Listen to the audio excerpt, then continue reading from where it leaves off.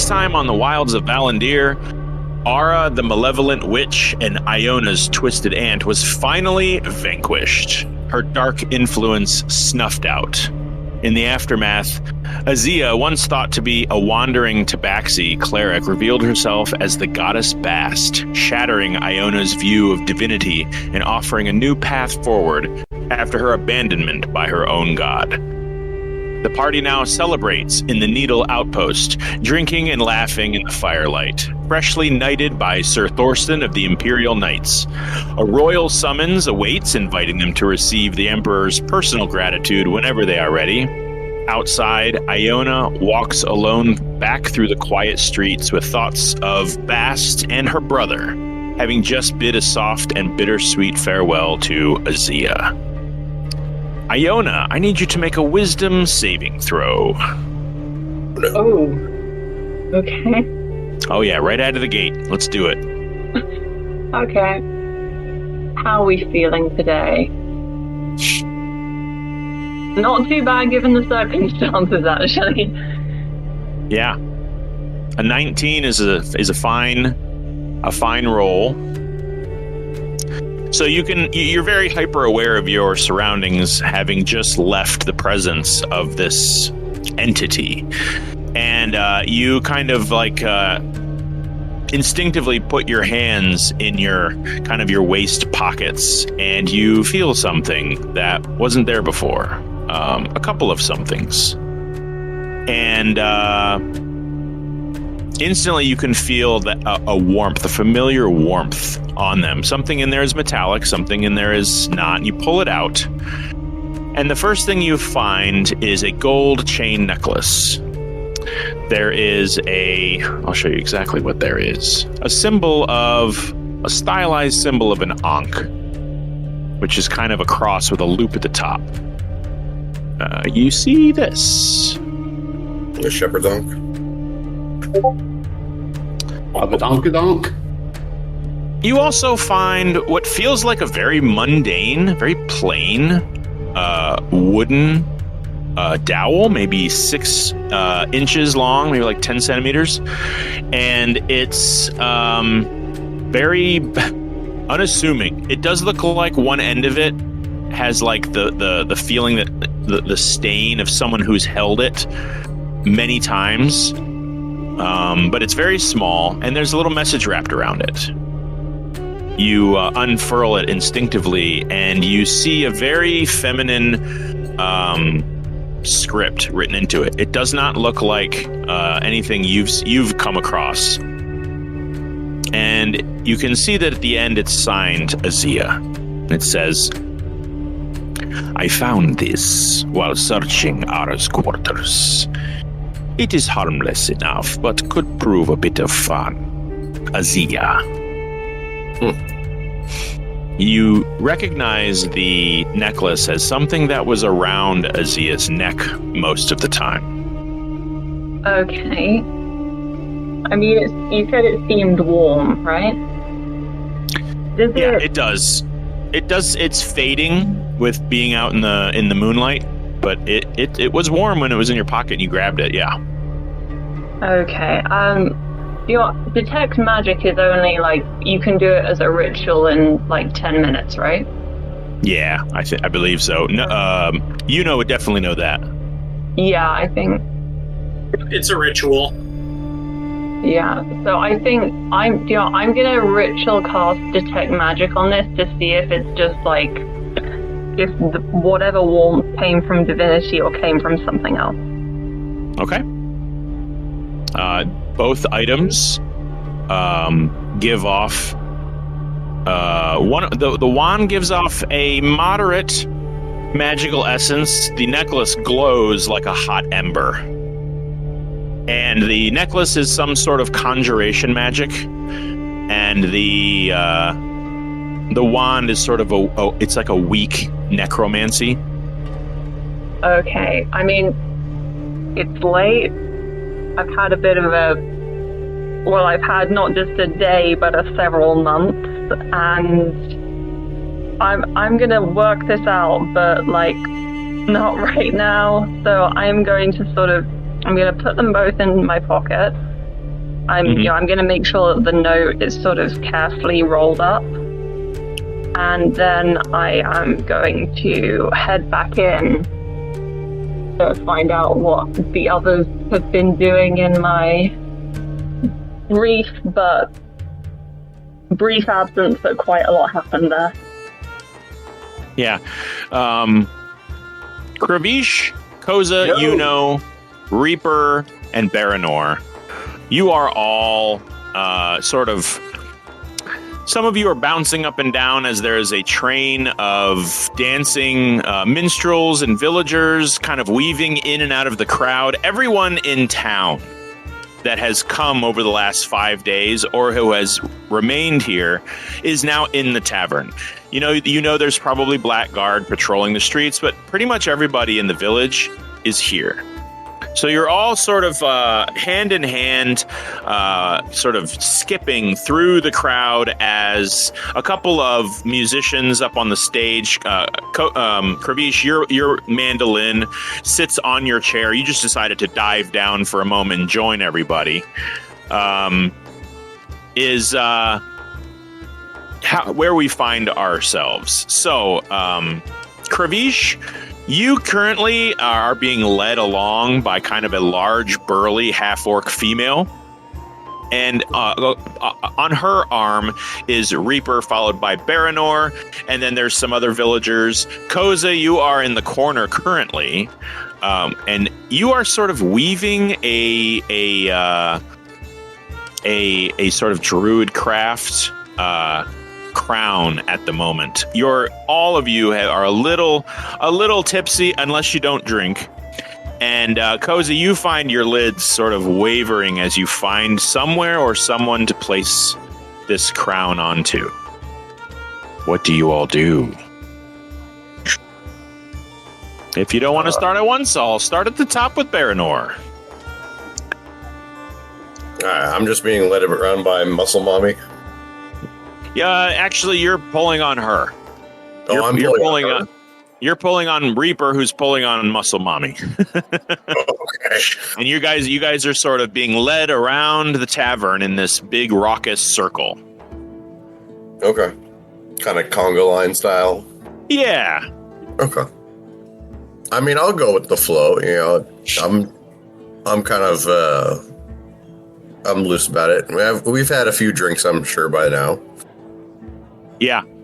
You pass by a number of dwarves who are, looks like they're kind of having some sort of drinking contest, as they would, with what looks like the orc gentleman that you fought side by side with during the assault of the Needle.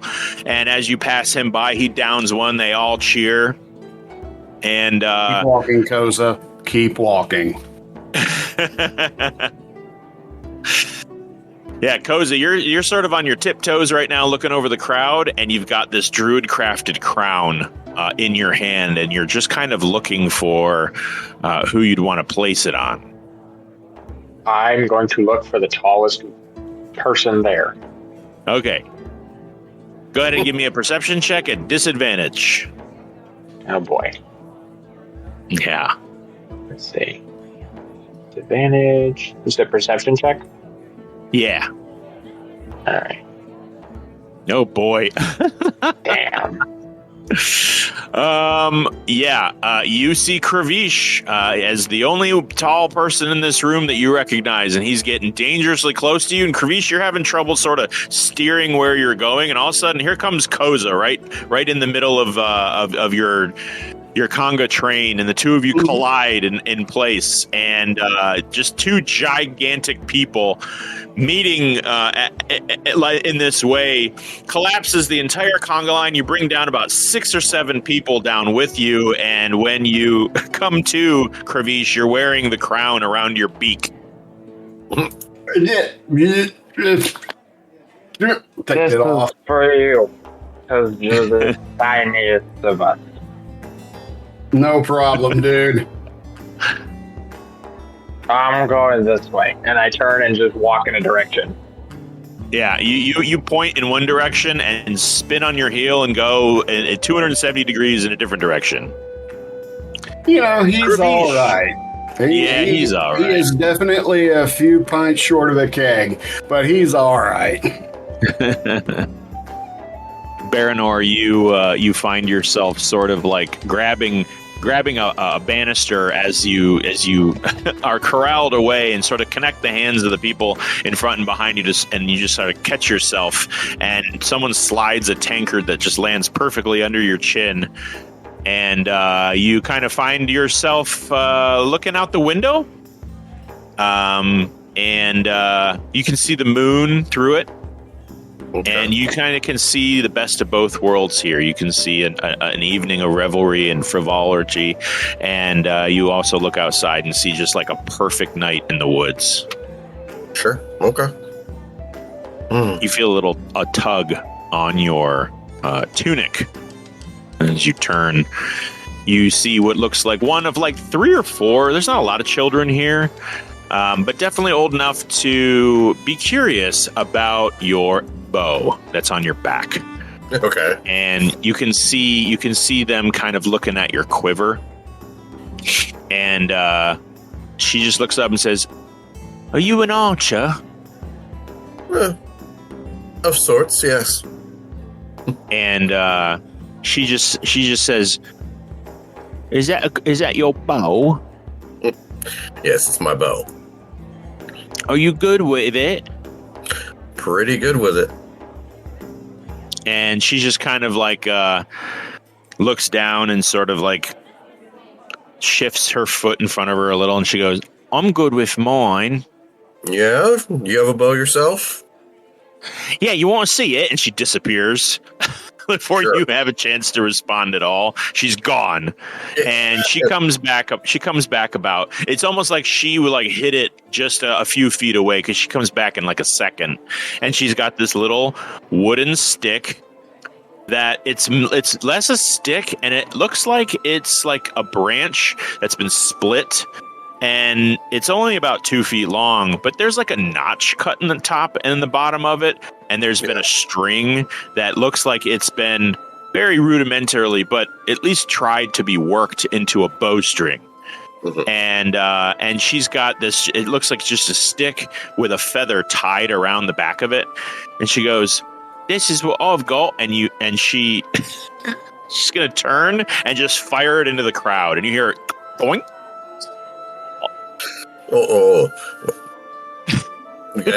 Gotta remember the rules of being an archer. Gotta know what you're shooting at. She goes, "It don't really go where I want it to. I'm not very good at making the arrows. How do you make yours?" And you see that she's got another one, and it's like it's just a feather wrapped on one side with string. Oh, it takes practice. Practice makes you'll get it. And I'll reach down and touch her bow, and I'll druid craft some vines around it so that it kind of mimics what mine looks like. Yeah, her eyes grow the size of golf balls, and she just says, "Can you teach me how to put the feather on, right?" Yeah, I can do that. All right. Do that Give me now? Yeah, she's sitting like on a stool where you're at the end of like the bar, and there's very few people around you. There is what looks like a very angry black guard walking through, like stiff arm out, walking through the crowd of dancers with a hand to his helmet, and there is an arrow sticking from between his fingers. And yeah, she's just sitting there with her little feet sticking out over the stool, and she's got just this other stick with this feather, and it looks like she's unwinding the end of it and giving it to you. Okay. I'll help her with that. Yeah, give me a survival check. Sure. I didn't have my character sheet up yet. Okay. Aw, boo. Survival check. Is it straight roll? Okay.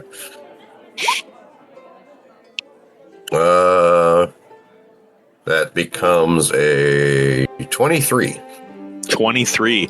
Yeah, as you expertly kind of you take a knife that you've got with a real sharp razor's edge, specifically for fletching arrows, because you're at this point you can make your own. It's not hard.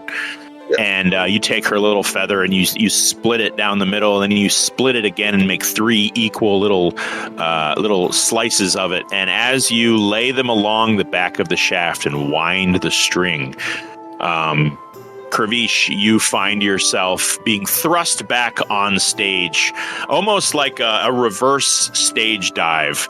And you sort of land on your feet, and it took like 20 people because you're so huge and made of metal. And you find yourself just sort of thrust back to your empty chair with your mandolin, and there's a what looks like a tall goat-like, very lanky Firbolg that's sort of playing on this drum set, and to his left is the gnomish woman who has kind of this almost like a ram's horn, but there's a bunch of holes up its side. It's like an ocarina, and they just kind of look at you with anticipation. All right, back by popular demand. By the love of the crowd and the force of gravity, I am here. The force of gravity. Definitely a strength of force, that's for sure. Mm-hmm.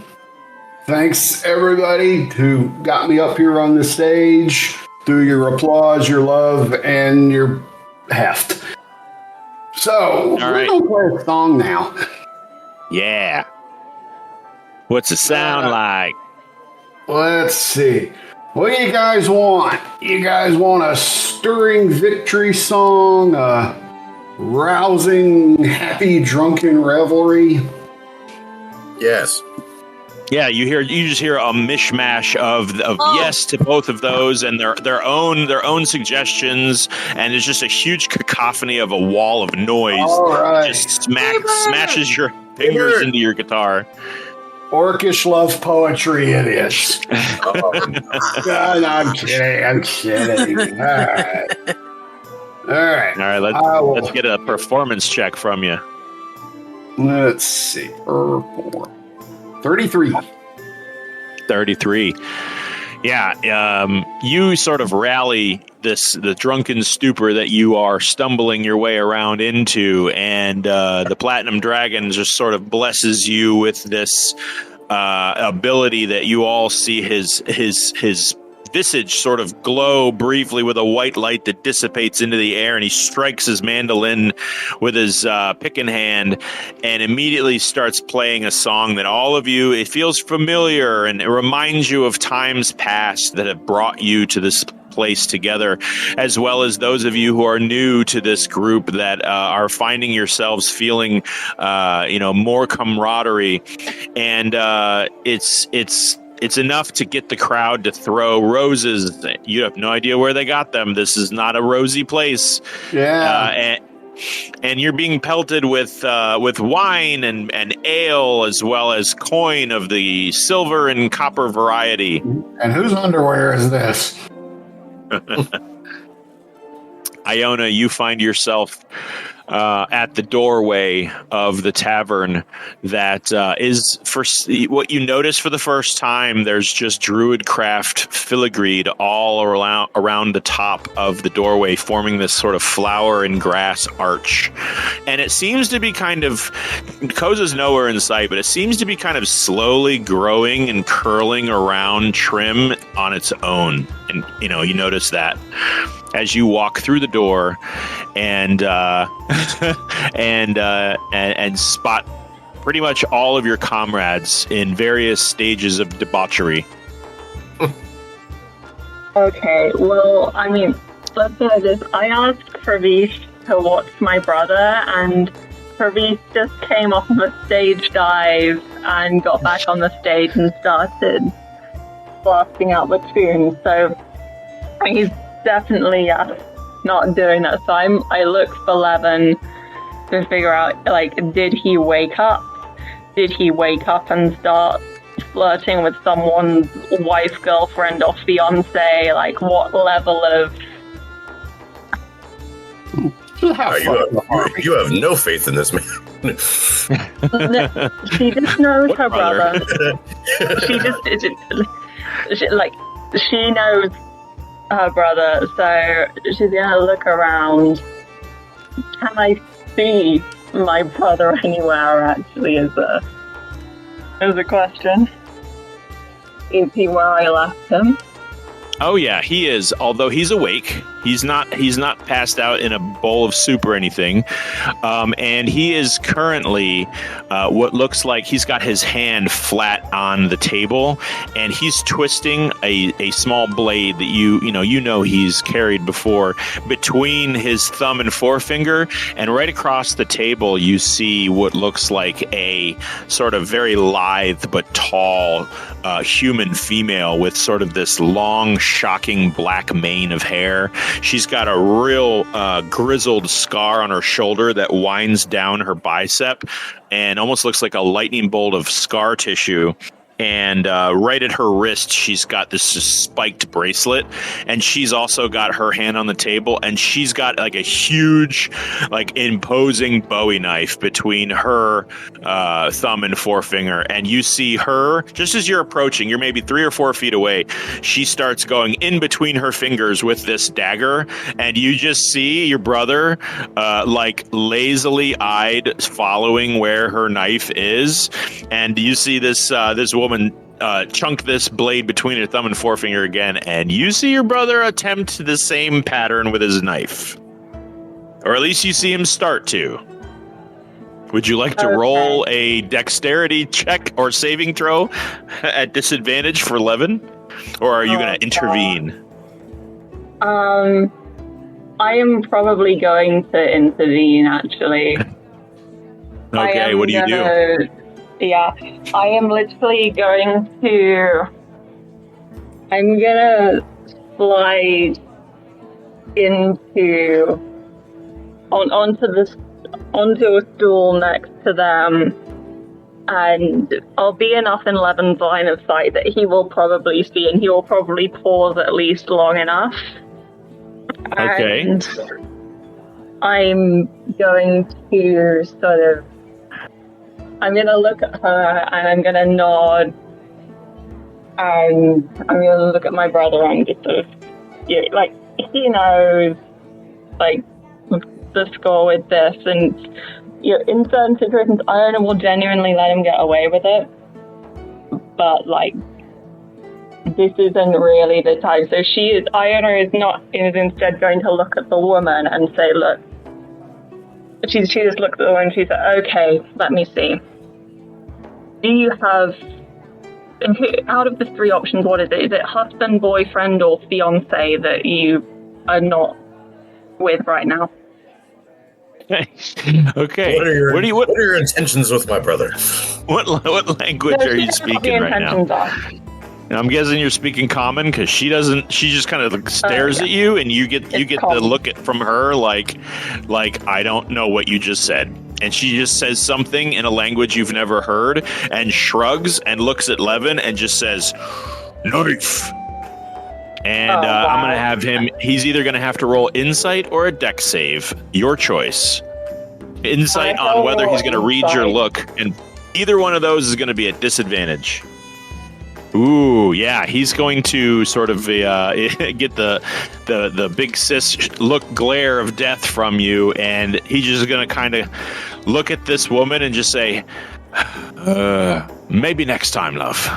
And he's going to stand up and kind of reverse Riker maneuver off of the chair that he's on, and he's going to kind of tip around and stumble, and he's just going to give you a look like he's going to put a hand on your shoulder like, you know, thanks, and he's going to flex his fingers a little, put his knife away, and to the woman's chagrin, he's going to stumble off into the crowd. Yeah, I mean, Iona's going to go after him, and I think I'm going to take back RPing him because there's something that I kind of want to do after this. So, just for, like, how drunk is Levin? Like, on a, it's pretty bad, isn't it? Okay, so I'm going to ask if he can see 2 things, and just depending on those, I'm going to find out what. So, is Luna in here, and can he see her? Good question, Baranor.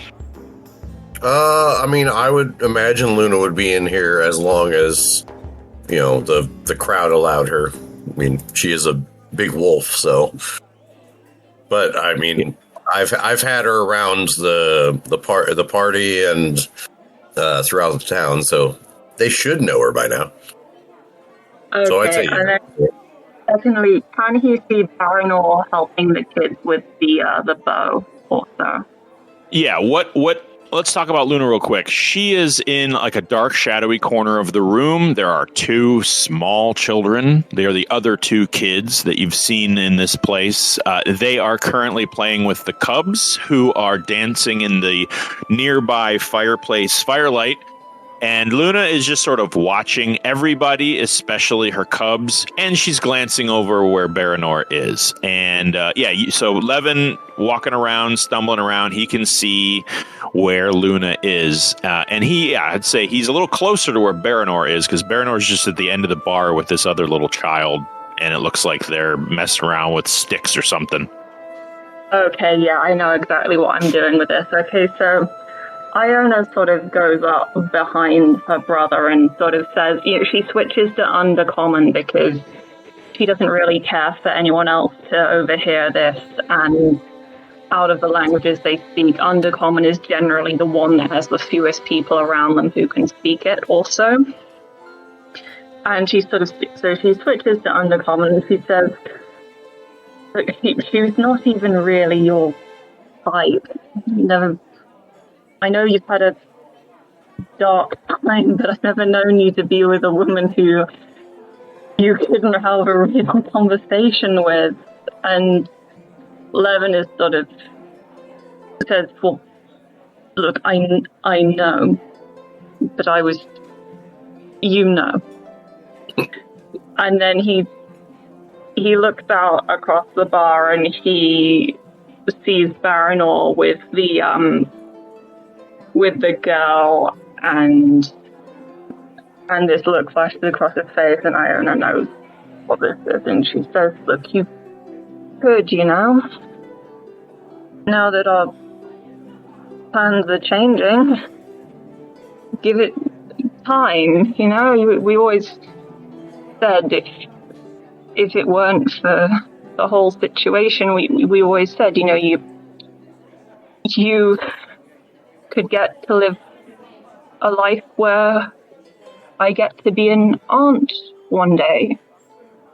And Levin says, we both know how likely that is. And he's seen him in this mood before, and she knows that it's just gonna he's just gonna get more depressed about it. And so instead she's going for the easiest option to cheer him up, because he is still drunk, so it might be hopefully easier. So she sort of takes him by the arm and steers him towards where Luna is in the corner, and she's like, look, you could be with Luna, she's nice. And Levin sits down, and after a while eventually is able to focus on Luna, and bearing in mind, he's still drunk, so he just starts to very, very seriously, in common, just list everything that he likes about wolves. It gets, really in detail. He just sort of keeps going. He's kind of drunkenly explaining wolf facts to the kids that are by Luna, and he just sort of keeps going. So he watches him as he approaches. Be there for a while. Mm-hmm. It'll just be him staring at Luna, listing wolf facts. Yeah, she just keeps an eye on him. Not exactly info dumping. Yeah. And occasionally you'll see one of the children just sort of look up, and then the puppies, which the puppies at this point they're not little tiny puppies no more. They're they're growing. So they've got some speed and some strength, and their little needle teeth hurt, and the little kid's hand, cries out as Fenrir has this one by the hand, and it's an amusing little serene scene that Luna's kind of keeping an eye on. At the moment, holds at that. yeah. At the moment, Reaper, you are currently winning the a contest for the most unreadable glare as you're you're staring off into the distance.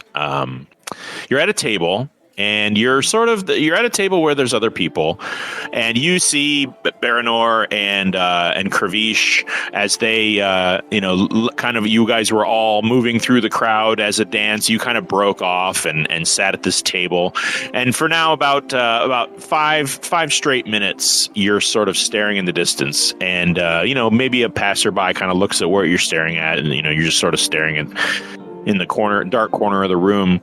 But what you see is not a dark corner.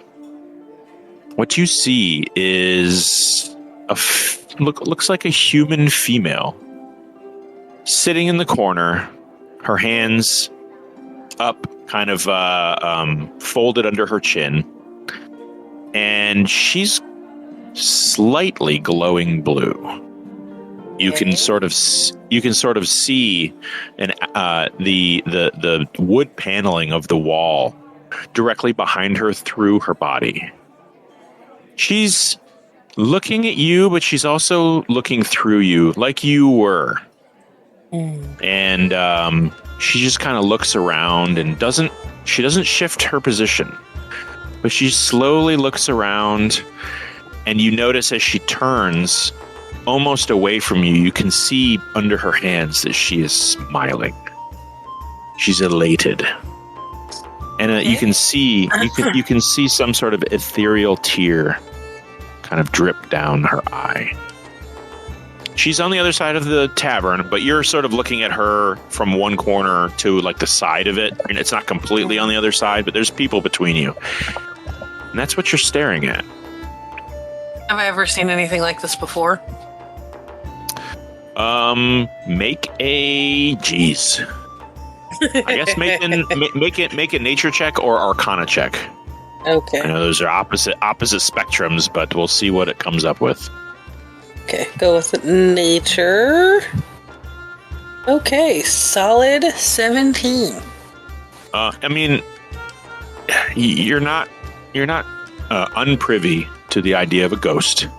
Mm-hmm. You've seen a few here while you've been fighting in the Amanda neighborhood. This looks very consistent, although you don't recognize this person as anyone you've ever met or seen or killed, and you remember all of them. Okay. Does she appear to be looking at me at all, or is she just surveying? I'll need a solid perception check, and you've been drinking, so make it a disadvantage. Okay. Love 6. I mean, you're playing it cool. You're staring right at her, though, and you're really trying to take it in. And it's like, are there two ghosts? Not sure.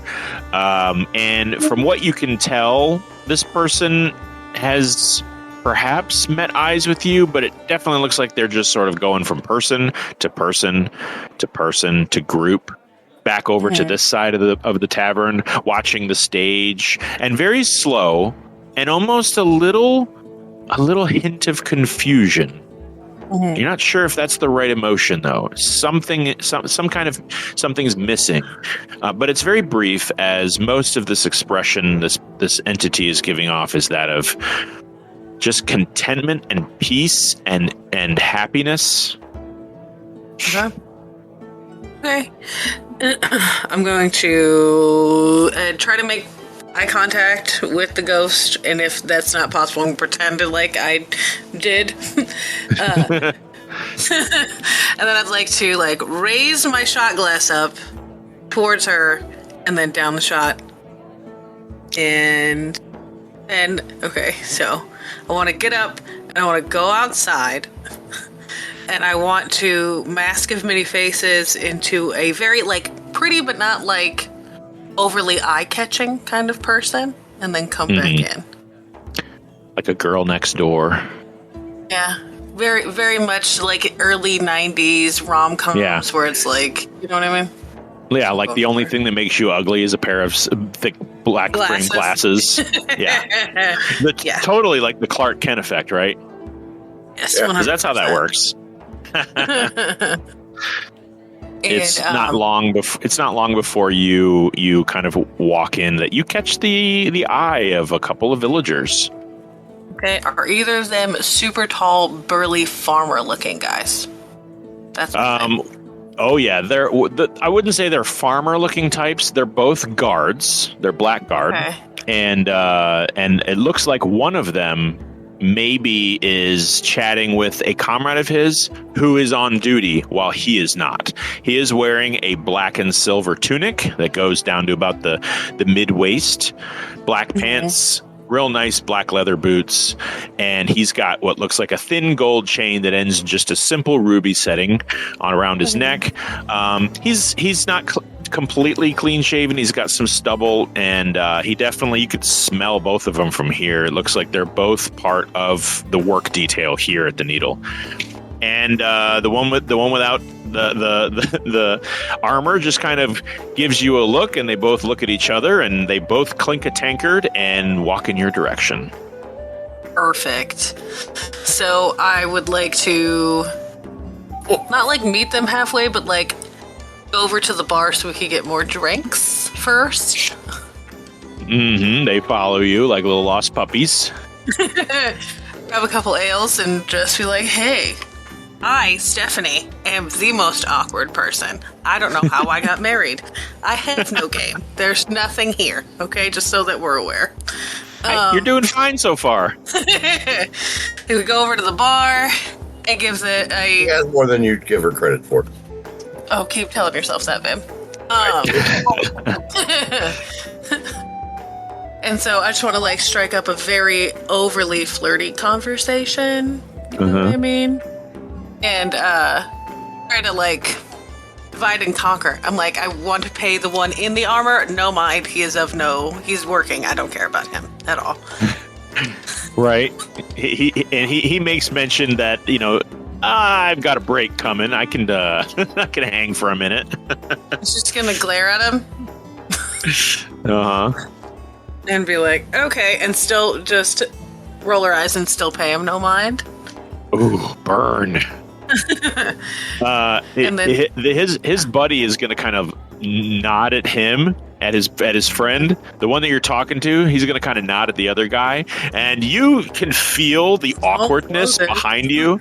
It's it's oozing out of him like a mist, and he just does that thing. If you've ever been in a situation where two people are talking, and then a girl walks up, and then two of them start making out, and the other guy just kind of turns I guess I'll just fuck myself, and he's going to kind of very slowly turn around as he starts heavily drinking his ale, and he's just going to kind of mosey through the crowd, perhaps towards the exit. Perfect. Okay, and then I'm going to spend the rest of the evening trying to get in this guy's pants. And then it's not going to take the rest of the evening. Perfect. And then after that, and then after that, because she's using the mask of many faces, he's not going to know what she looks like, so she can just walk right in front of him the next day, and he doesn't know. Right. Which is exactly how she likes it. How long does that mask last? I'm not saying it needs long. Every hour. Okay, well, every hour. Guess what? It's not going to take an hour. Well, shit. It could if you wish, but it wouldn't if it didn't have to. But yeah, okay. He goes on and on about his station in life, and he tells you all about how he grew up in the capital, and he always knew that he would be. And the whole time you're just thinking, this beautiful idiot, he has no idea it's already happening. Yeah. Oh, and you're just kind of yeah, and you bring it back to you occasionally, and he brings it back to him, and pretty soon, you take your fourth or fifth shot of the hour, and he takes a shot and he downs it, and as he downs it, he meets eyes with you, and you just plant one right on him, and just grab him around his huge forearm, and just lead him around the corner to the upstairs dormitory. Yeah. The ale storeroom, whatever. Yeah. Liver, Sure. the stable. She's not picky. Neither is he. Apparently. No. At this time is sort of you're on the other end of the bar from where Baranor was, and you are hard at work drinking. You're about 7 ales down, but you're also working very hard with prestidigitation. And while you're talking, or while you're trying to perfect an image of like what looks like a coiled black dragon about the size of a chicken hovering in the air that's being chased around by a witch on a broom. Sir Thorson just sort of is, laughing along while he's downing ale, and he begins to talk to you about a little bit of business that he has for you. He just sort of makes mention that as a knight of the realm, while you may be a knight of the wilds, we do have a certain duty to the empire. You're not gonna have to pay dues or anything, but he is going to request that you submit a formal report of your findings once you arrive to the Needle, what actions you took. And he kind of gives you a wink on the spoils of war. He said you can be you can embellish what you may have found or took for yourself. I always do, he says. But just give kind of an account of what you saw that he can feed back to his superiors, being that you all came here and liberated the Needle from the Walking Rot. And he is going to kind of slide you what looks like a very special coin. It looks like it's just made of iron. Maybe it has some inlaid brass. And you recognize it as what looks like a modified sending spell that you can roll up into a piece of parchment, and it will disappear into a predestined destination. I'm going to take the thing and put it in the bag of holding for now. Okay. Because I'm seven ales in and I don't know shit. Yeah. What else are you conjuring as the bar? You're kind of like yeah to Sir Thorsten, who is also kind of taking the hint and sort of backing off and singing everyone's praises as the night goes on. I'm walking around to random people and drawing random symbols on them, on their backs. Random symbols. Are they words? Are they letters? Are they dicks? Are they kick me signs? They could be runes. They could be drunken carvings of a madman. Little column A, little column B. Yeah, I'll say that. Go ahead and make a sleight of hand check. This will be fun for you, That's going to be 17. Yeah, not bad. You're able to sort of scribble with this glowing glyph-like script, and just sort of as you wander through the crowd, just sort of marking your territory. You all can see, but he's not hiding it well, by the way. You can all see these like glowing letters and symbols showing up all over the bar.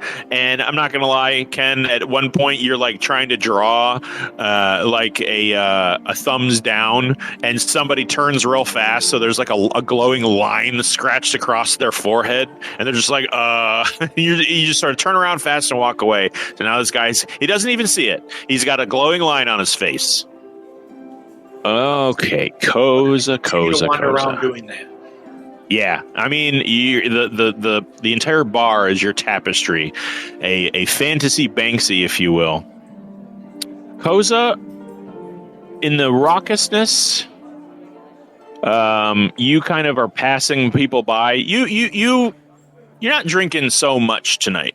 It's a little on the ale intake. You're watching the dwarves and the orc go at it, and you figure they've got that whole idea covered. And you find your toes longing for grass. Then I'm gonna go outside and take off my boots and try to stay upright.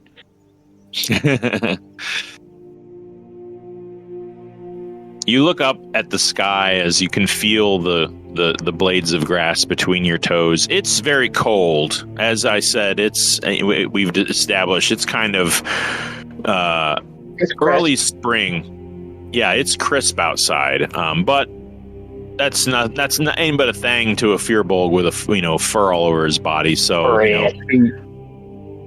you kind of look up and the blue crescent moon that you've come to know as the symbol of the Moonweaver just sort of bathes you in blue light. You're not far from the tavern. It's not like you walked a mile into the forest. You just sort of, the tavern does butt up against the woods. You went in there just enough where you can see the moon through the trees. You can hear a silent breeze cutting through the branches.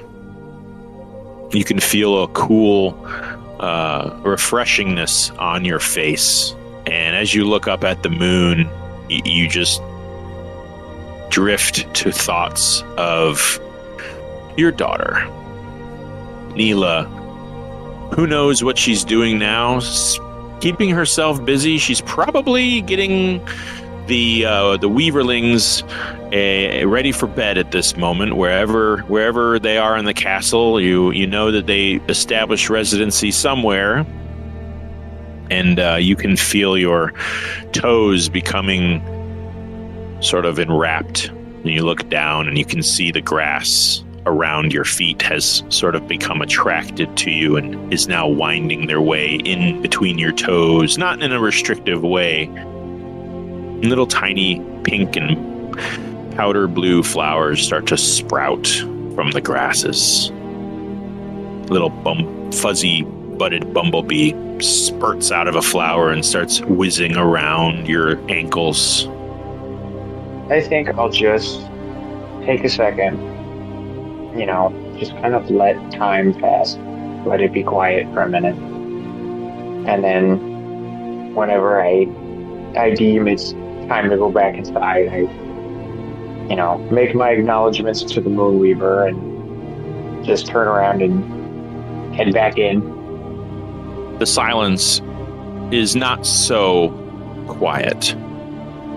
There are woodland creatures that you can hear scurrying through the branches.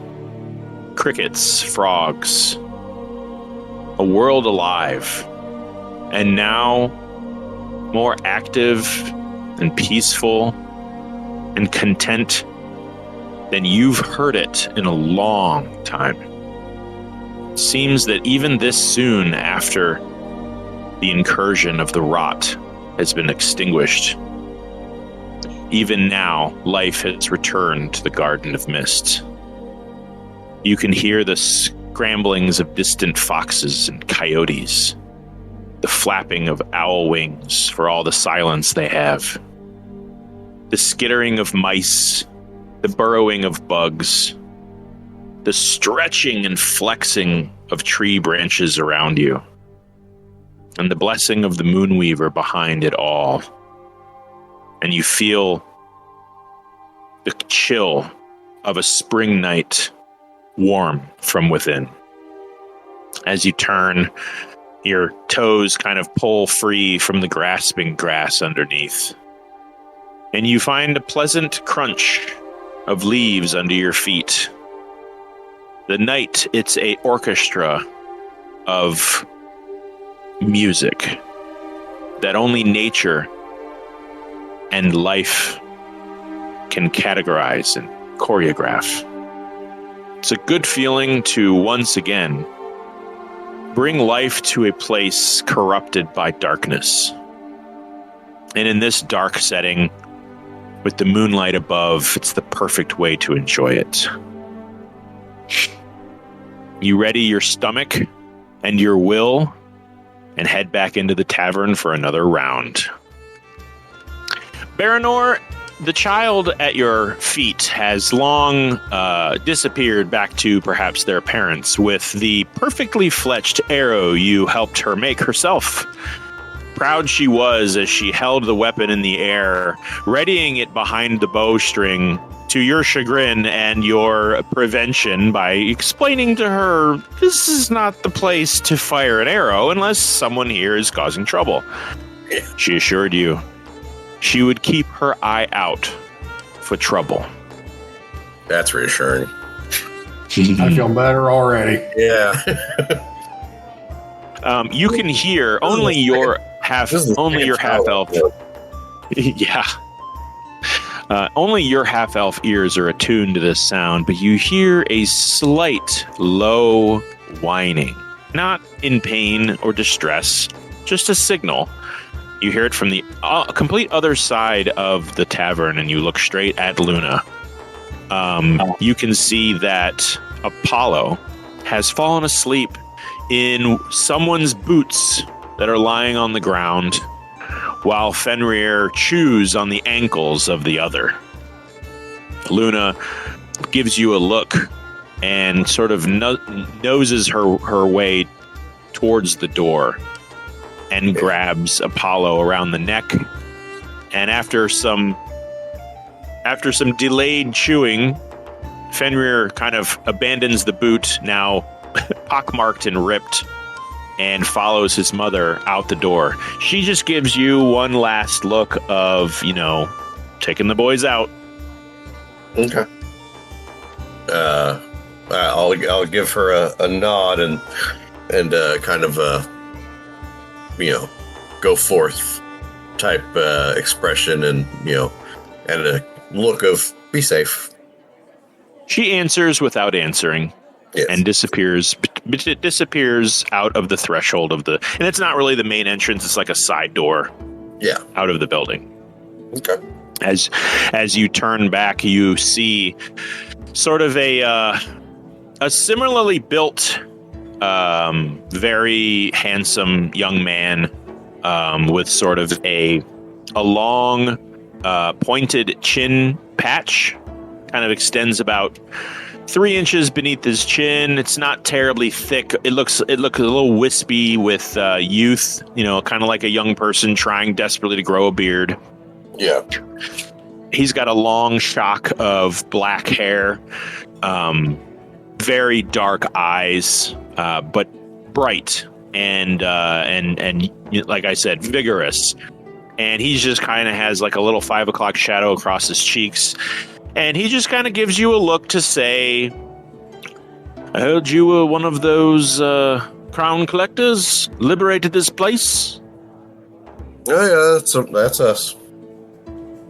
He just kind of extends his hand. I'm Evan. Nice to meet you.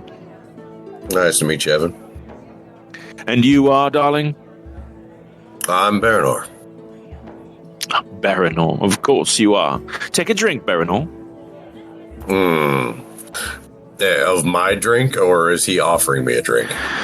Well, he's got 2 tankards, and he is sipping. He just got done sipping from one as you turn to look at him, and he's kind of sliding one in your direction. And I'll just say that both the liquids look identical. How much have I already had to drink by this point? Roll 2d8. Okay. Do it. No double ones. That's boring. Yeah. Woo. All right. 3 of those were shots, and the other 6 were ales of various consistencies and strengths. So you're feeling it. You're not falling down. You're a half elf. You can kind of handle your liquor more than most. Oh, I'll politely put up a hand and be like, I'm good for now. All right. Let me make a roll here. He just kind of stops it dead in his tracks, and your passive insight is enough to see this guy's probably not used to being turned down. And he just kind of shrugs a little, downs his beer, and then sort of slides it across the bar. It kind of clatters to a post and falls off behind the bar, and he just sort of takes it and raises it to you. Well, here's to you, Baranor. Enjoy your evening. And he's going to take a huge drag of it as he spins away. Thank you, you too. Yeah, he's gone. He doesn't wait for you to answer him.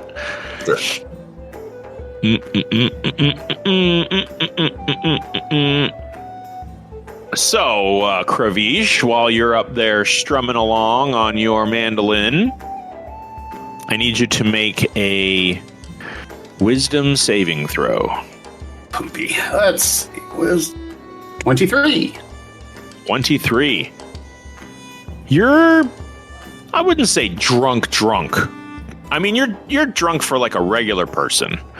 But you've been people have been shoving like drinks of various fruity flavors and bitterness and strength in your face all night.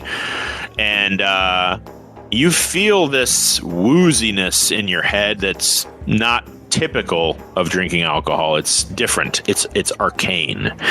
You feel a worming into your mind that begins with sort of a bit of pressure, not pain.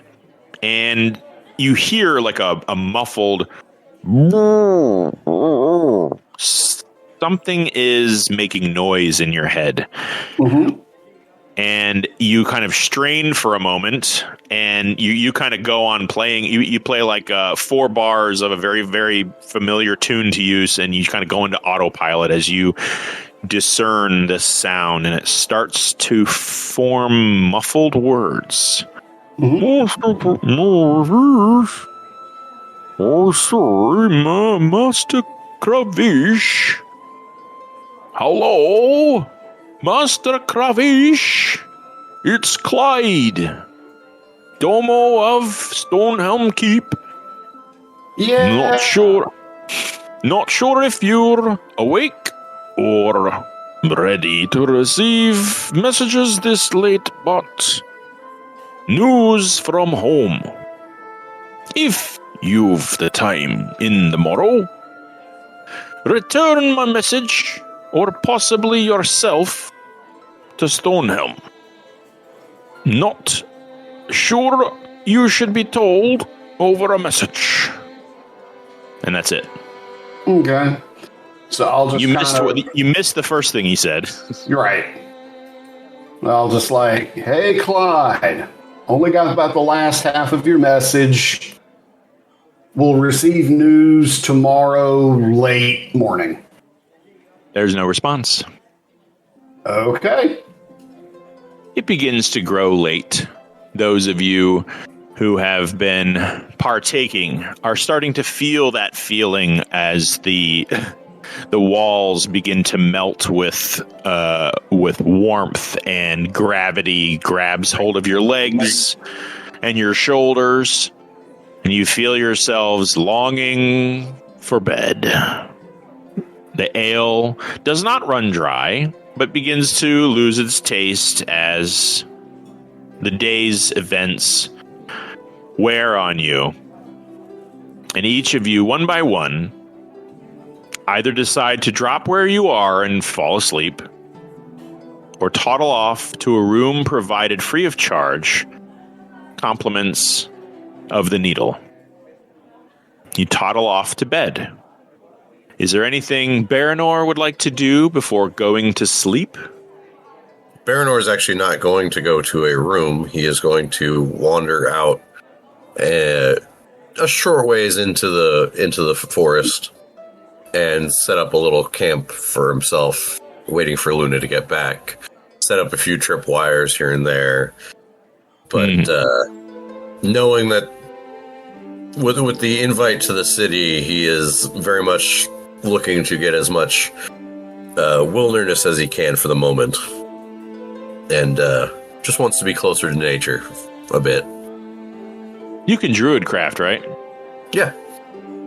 Yeah, you find yourself sort of instinctually, slowly, it takes a few minutes, but you begin to craft a vine hammock sort of strung between two trees. You light a small fire.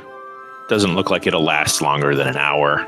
Mm-hmm. You string some what looks like spider silk between a couple nearby trees. You feel pretty secure that if something were to break that line, it would disturb the pouch of coins that you've strung at the end of it. The air gets cold. The sky grows very dark. And not too long before your eyes close of their own accord, you can hear 6 little sets of footsteps. 2 quick, kind of erratic. And into the embers, you see the glow illuminate Fenrir's face. And then Apollo. He's difficult to spot in the darkness. He looks just like his mother.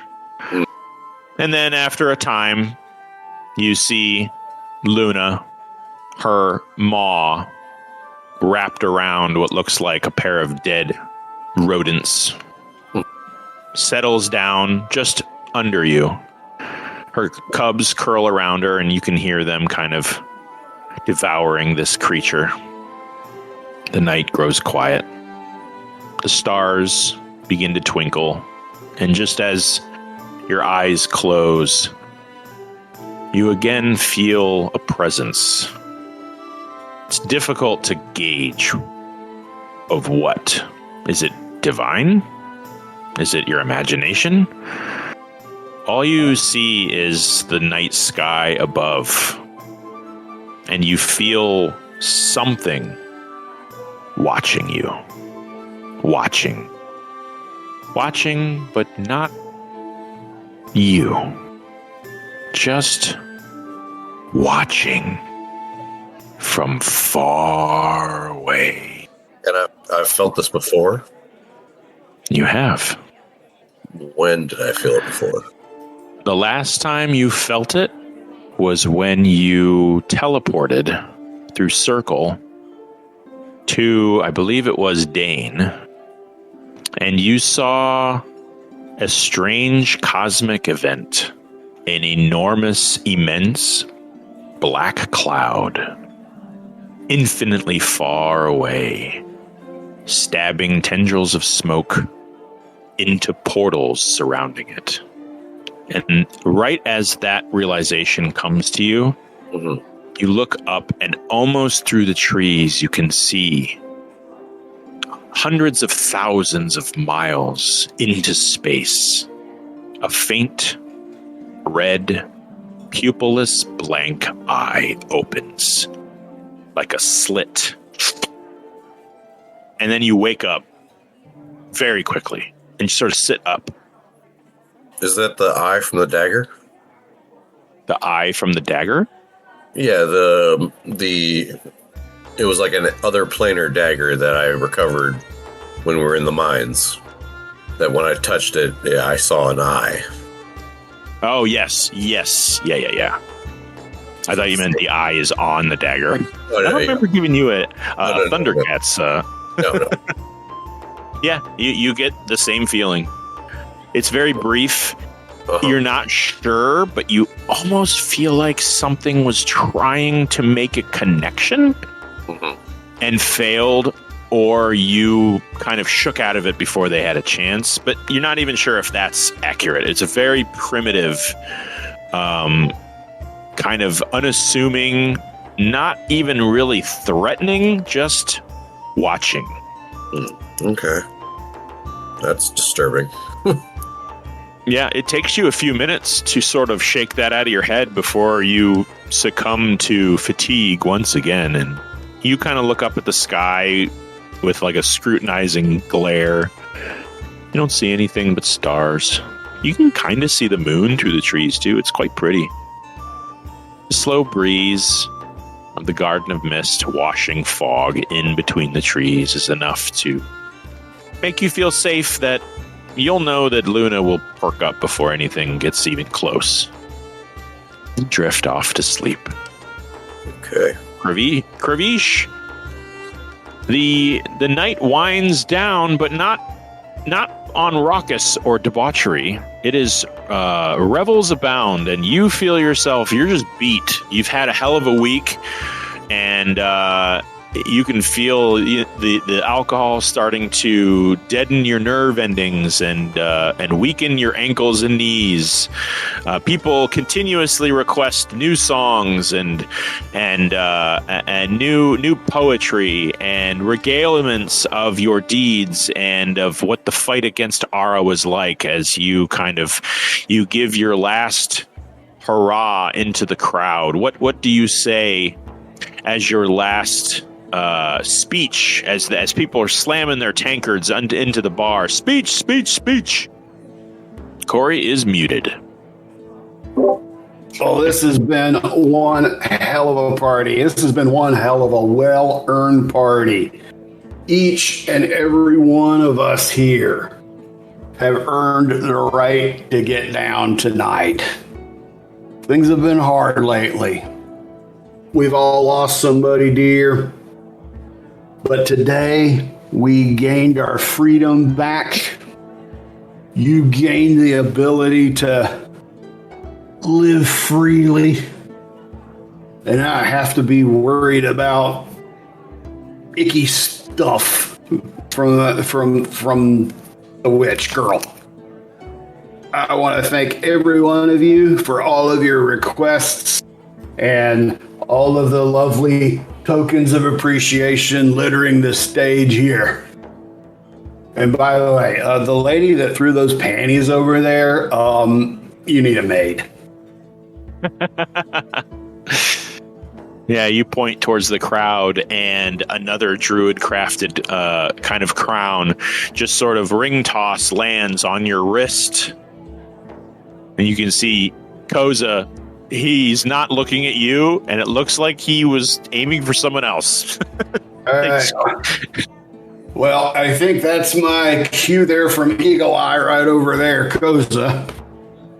Koza, take a bow.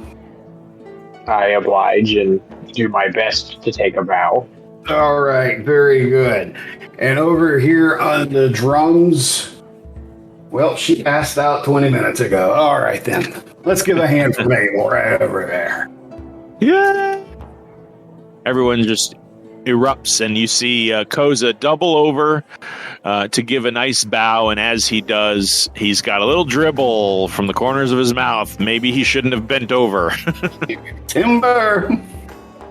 Everyone gives one last mighty cheer to the crown collectors as the band wakes up at this and instantly starts playing again. In Kravish, you find yourself stepping down from the stage, collecting your coin, which we're going to say is... Let's roll to see how much coin you got. This is always fun. 17 gold worth of silver and copper. Nice. Not a bad night. All right. And I will muster every bit of fortitude I can to at least, come off the stage standing upright. Yeah. You make your way through the crowd, and as you do, you see Iona just sort of looks like she's walking away from where her brother is, and she passes you. You find yourself, you put your hand on her shoulder, throw her an acknowledging look. Mm-hmm. And instantly, the two of you share a vision. It's brief. Smoke. Stars. A circle of electricity. You see through a portal and another portal beyond. It's difficult to make out exactly, but there is something far in the distance that snakes its way through the tunnel. A tendril of black. It spirals its way towards you, slowly but fast, over great distance. At the heart, you see a glowing red eye, staring.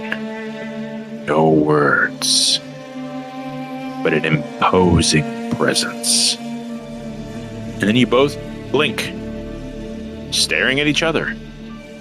Not a moment has passed. But the two of you both know you saw it. You part ways. Shake it off. It's been a long week. A lot of complicated emotions mixed with drink until the both of you find your final resting places for the night. Kravish, you collapse onto a large bed. And the last memories you have after giving a cursory thought to this image you keep seeing occasionally. To blonde hair, blue eyes, a swinging quarterstaff. Wherever she is, you're coming. All right. So I will collect what's left of my thoughts to send a quick prayer of appreciation to the Platinum Dragon. Slip off into oblivion. Oblivion. Oblivion is where you find yourself, where Iona finds herself posted up wherever Levin is. Reaper, you are asleep somewhere with someone. Koza, you kind of made your way back outside and leaned up against the side of the tavern and just sort of fell asleep staring at the sky. Yuno definitely found a very comfortable bed. Alarmed the door. Went through the things in your mind that you want to accomplish tomorrow, like a list. And all of you come to a rest that fortunately lasts all night long. The next day comes. The birds chirp through your windows. Those of you who partook more than others awake with a headache. Kind of a pounding throb that rocks your mind as you blink yourself awake in various stages of undress. Some of you just sort of peeled layers off as you made your way to bed. Others just collapsed on the ground where you lay. The strong need for coffee and morning breakfast drinks are heavy as your stomachs rumble, ready for breakfast, which is had at the bar. Sausages and eggs and potatoes, finely crafted by whatever innkeep has taken up residence here at the Needle. The day is yours. Sir Thorsten is going to stick around. He is still managing the reclamation of the Needle in the name of the Empire. But before he kind of goes off on his morning duties, he stops in at the tavern to sort of have one last word. Well, friends, did you all sleep? I must say I awoke in a fog. That sounds right. Well, I must away. Duty calls. But I must say it was a profound pleasure and an honor to see you once more under these circumstances. Placing a sword at your shoulder, well, it's the greatest privilege a knight can bestow another knight. I look forward to hearing tales of your adventures, friends, and do hope to share a pint and break bread in the future. Please, never be strangers. You're always welcome at House Hargrove. I know Penelope, Isabella, and young Reese would love to see you all. Well, I must be off. Good luck to you all in your endeavors to come. And he's going to give you the Imperial salute, a hand on your shoulder, a last look and a smile as he turns and marches away with his troops. Crown Collectors, what do you wish to do? I mean, I've got something I'd like to do once everyone is recovered enough from the previous night to be able to process complex thought again.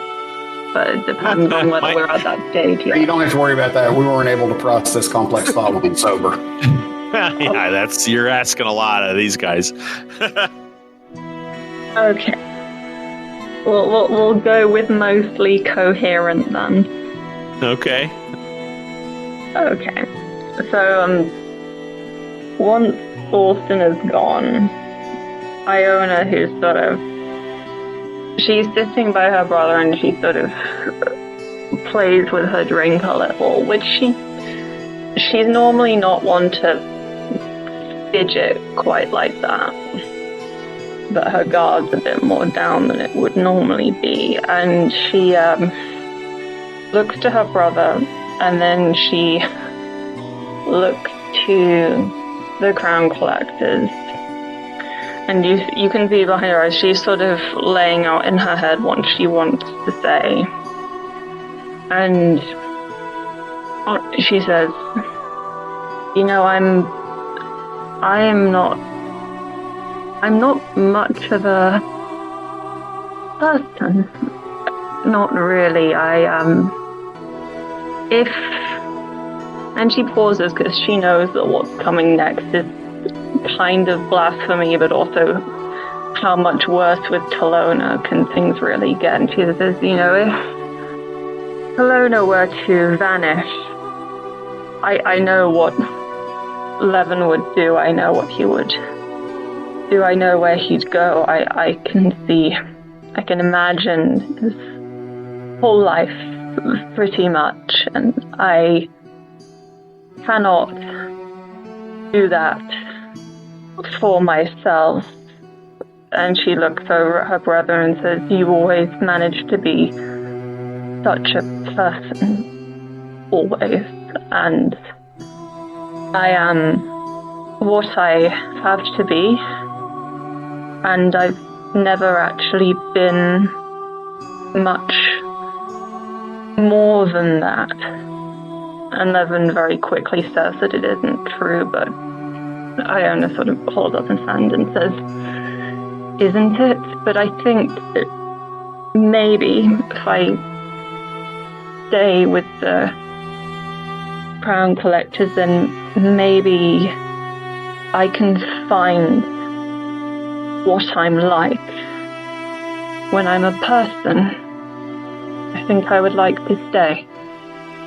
Levin just kind of meets eyes with you and you say you'd like to stay, almost in surprise, or at least wasn't quite expecting that. He's been looking kind of down at his lap. He's been very quiet this morning. Hasn't said much to you or to anyone else. He just kind of sidles up next to you and throws an arm over your shoulder and leans his head in the crook of your neck. I think we should both stay in some regard.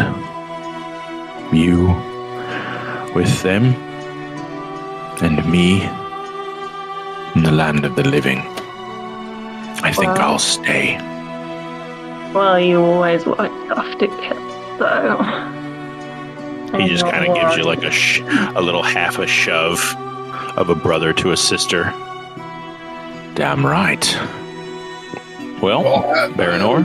You are more than welcome to hang with us. What? What about me? No. Go ahead, Corey. As I say, you are more than welcome to hang out with us as long as you wish. And Iona just looks and nods and says, that means something to me. What were you saying, Joe? I was just going to say that Baranor and Kravish and Koza, Reaper, the party is assembled. Levin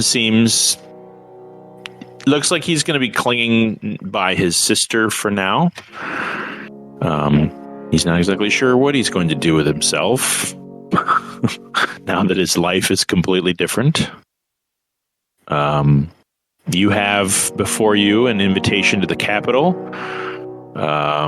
Kravish, you have a correspondence with Clyde about, something from home. You've got a on that as well. What's that? And I'll fill the group on that. As like last night, I think I got a sending message from Clyde with some business on the home front. I'm gonna have a confab with him later this morning. All right. Let us know if everything's good and if we need to jet off somewhere. And then Iona's going to chip in and she's going to look at Kravish and say, well, we need to tell them about the other thing as well. And as she's saying that, Levin doesn't look surprised. Iona has clearly already told him what she saw. Oh, other thing. What other thing? I know we both saw it. I don't know what that was. That was a tiefling stripper. No, if I'd seen a tiefling stripper, I would know what it was. So what are you talking about then? And she describes the eye and the thing snaking between portals and between stars. Yeah, as she describes it, Baranor's like filling in certain, like, starts mouthing the words with her. Mm-hmm. Yeah. It's definitely ringing a bell. Yeah. Yeah, same with me too. It's like I just thought I was just buzzing. I didn't know that was like a real vision that I shared with you or with Baranor too. I've seen it before. Yeah, when? And I'll grab the other dimensional dagger from this. We picked that up in mines, didn't we? Yes, from that thing that came through the portal. That when I first picked it up, quote unquote sheriff. Yeah, when I first picked it up, I got a brief image of that eye. Whoa. The rest of you are all sort of having your own realizations that you've all been sort of having the same visions. It doesn't happen, it's random. It doesn't happen at like specifically impactful moments or times of stress. Sometimes it's just while you're walking through the woods and a brief flash. You're all seeing it. It's different for each of you in some way, but the basics are there. Vast, distant, perhaps powerful, and amorphous, except for that central red eye is consistent with each of you. Okay, it's a little freaky. Haven't we had enough of these sort of things to last us one lifetime? Several lifetimes. Never! Yeah. I'm going to torture you till you're 80. Level 80?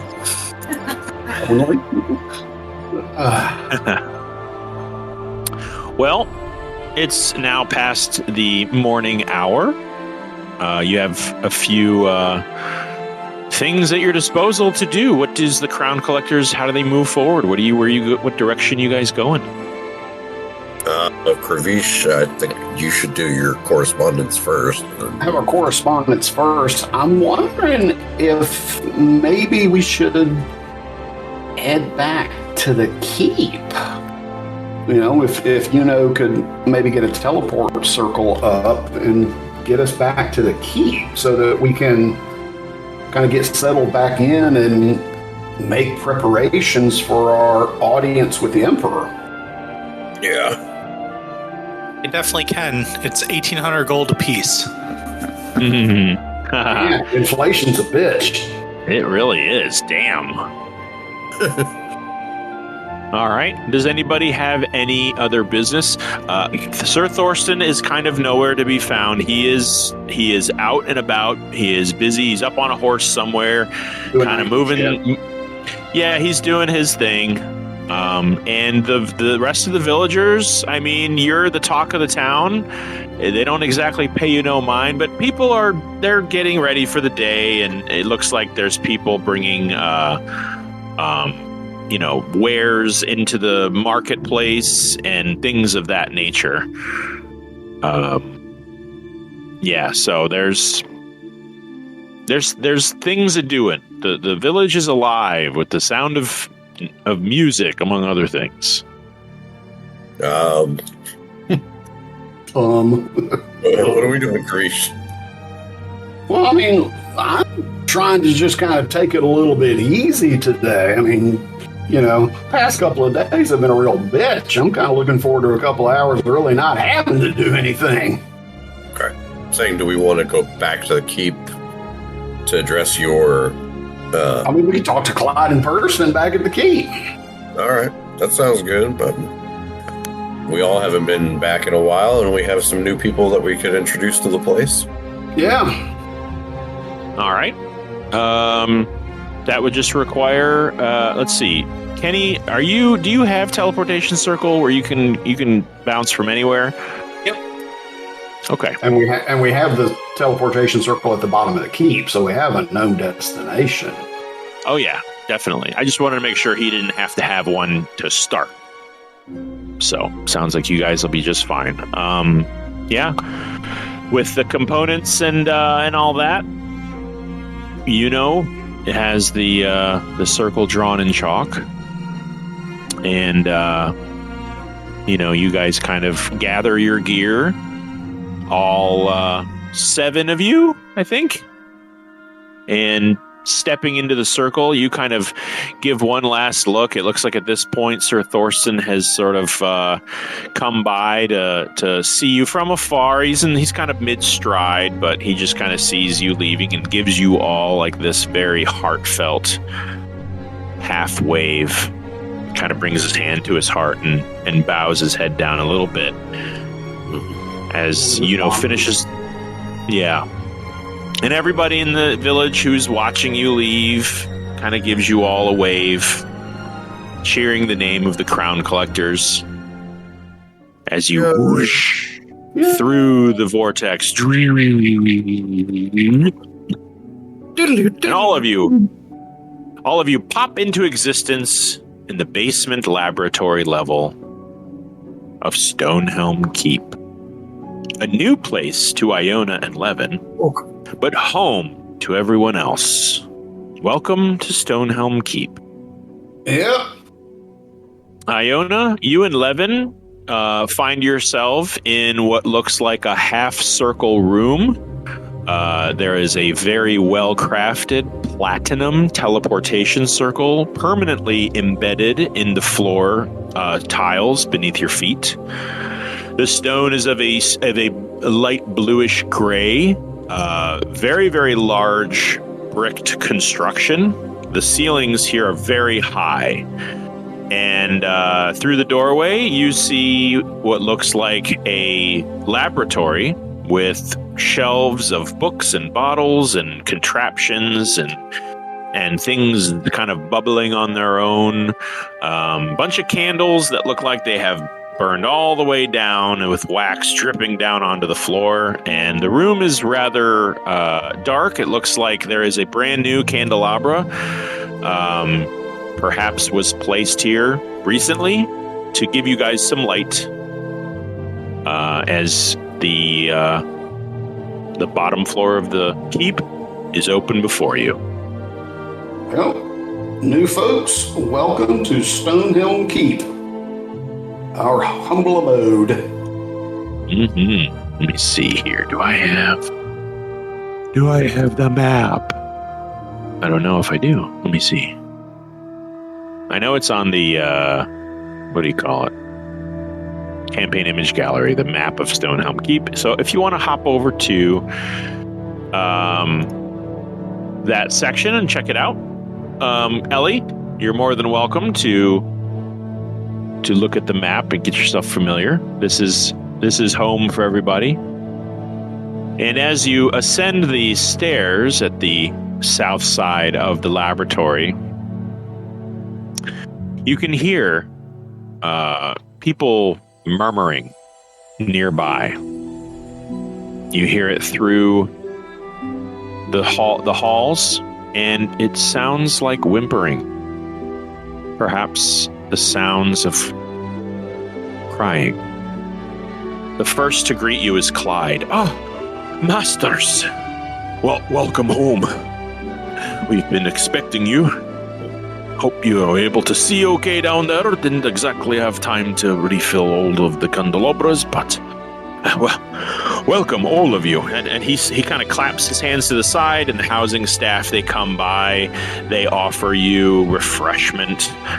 They take your gear. They those of you that will relinquish it, they take possession of your bags, your coats, your weapons. It looks like you've been through this before, being greeted into your place. But Kravish, as you kind of relinquish Anthem's Edge and you swing your pack over your shoulder, you can see someone you recognize. You see in a room out in the back, your mother. Oh, snap. Mom? The silver dragonborn that you know as your mom. What was her name again? Oh, yeah. I have to look that up. We'll call her Mama Argenteroth. Uh-huh. You also see your younger brother. Well, no, he'd be your older brother, but the middle brother, Agubo. And your sister is Siliva. Well, wow. To give folks a kind of a description of these two, of the other two of my siblings, Agubo is massive. Even for a dragonborn, he is swole, like Conan swole. And my sister carries herself with the kind of grace that an experienced eye knows. She knows how to handle herself, even though she can very adeptly hide that fact. At this moment, the broad shoulders and air of femininity that your sister carries are all sunken, solemn, and somber. They cradle each other and meet eyes with you.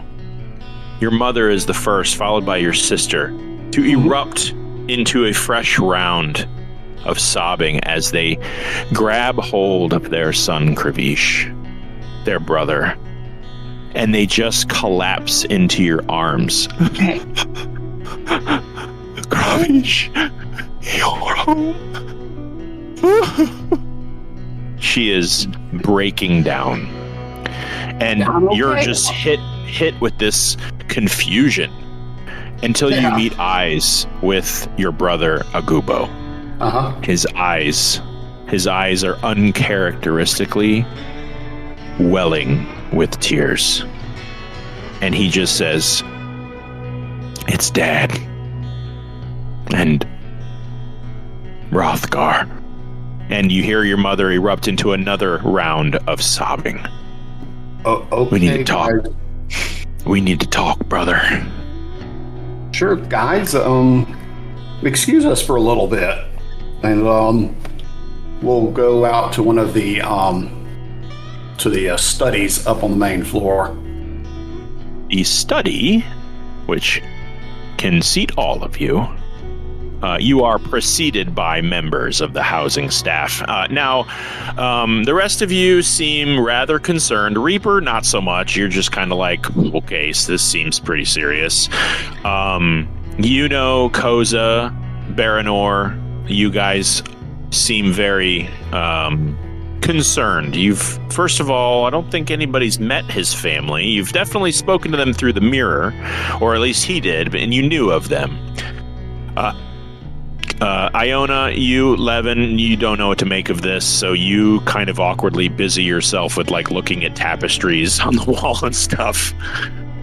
Kravish, you're led into the study, and right now, your brother is doing his best to just sort of comfort your mother. She's finding it difficult to speak, as is your sister, who normally carries herself with such grace. To see them both shriveled into noodles on the couch before the roaring fire is very out of character. Agubo approaches, his broad chest puffing up. He puts a hand on your shoulder and just says, "Something's happened. It's about home. Something's happened." What has happened? He just kind of turns slightly towards the fire and looks into it. Well, Dad sent me and the girls. Mom sent us down to Darrow. He thought maybe we'd have a chance of purchasing some antiquities for the store. You know how he was. Yeah, okay. Well, we met with the client, took a look at the goods. They were junk, to be honest with you. I didn't find much interest in it, but, well, when we went to message him back, we didn't get a response. We thought that was kind of weird, so we messaged Uncle Amos. He didn't answer either. So I tried to get a hold of Rothgar. Burned another send-in message, and nothing. No return. It was almost like it didn't get to them. So Mom contacted the local city council office just to see if somebody could send a message to them, just figure out where they're at and what's going on, and she couldn't get through there either. It was like we couldn't reach anybody back home. So we left Darrow and paid to transport to the capital to maybe get some answers out of somebody that knows Thesia. Maybe we could transport there. Well, we got to the capital, and try as we may, we couldn't get anywhere or raise anybody from there either. All attempts to teleport there were met with failure. It's just like there was like a block or a magical wall that let anybody trying to message or teleport just couldn't do it. And that's when we heard the news. We heard that it wasn't a magical wall. Apparently, at some point during the time that we left home and came to Darrow, something happened to Thesia itself. Reports are sketchy. It's only people that were able to get away had anything to see or say about it, but what they're saying is it was some great entity, some force. Something came down and smacked Thesia clear out of the sky. Some kind of tornado or twister or something touched down. And they said the last thing they saw was Thesia go dark and start falling thousands and thousands of feet out of the air, fall on the mountains beneath it, and it crushed into boulders and rubble. The whole city, it just fell out of the sky, Kravish, and it took everyone with it. Yeah, at that point, when he starts to talk about the city falling and such, tears are definitely starting to well up. At this moment, your mother sees you crying, and that's too much for her to take. And she just collapses in your arms. We can't reach anybody there. Nothing gets through. They're saying it's a magical dead zone. No one's got any words. It's like nothing's there anymore. And I don't know what to do. Agubo just kind of puts his large clawed hand around his mother's shoulder. Mm-hmm. There's not a whole lot of news out of the area. People are able to set up. I mean, have any search parties or rescue teams gone out that way? Has anybody been able to physically lay eyes on things? Don't know. It's just happened a few days ago. There's no news. Nothing. They say they're sending an airship to investigate the site, but no one's heard from them.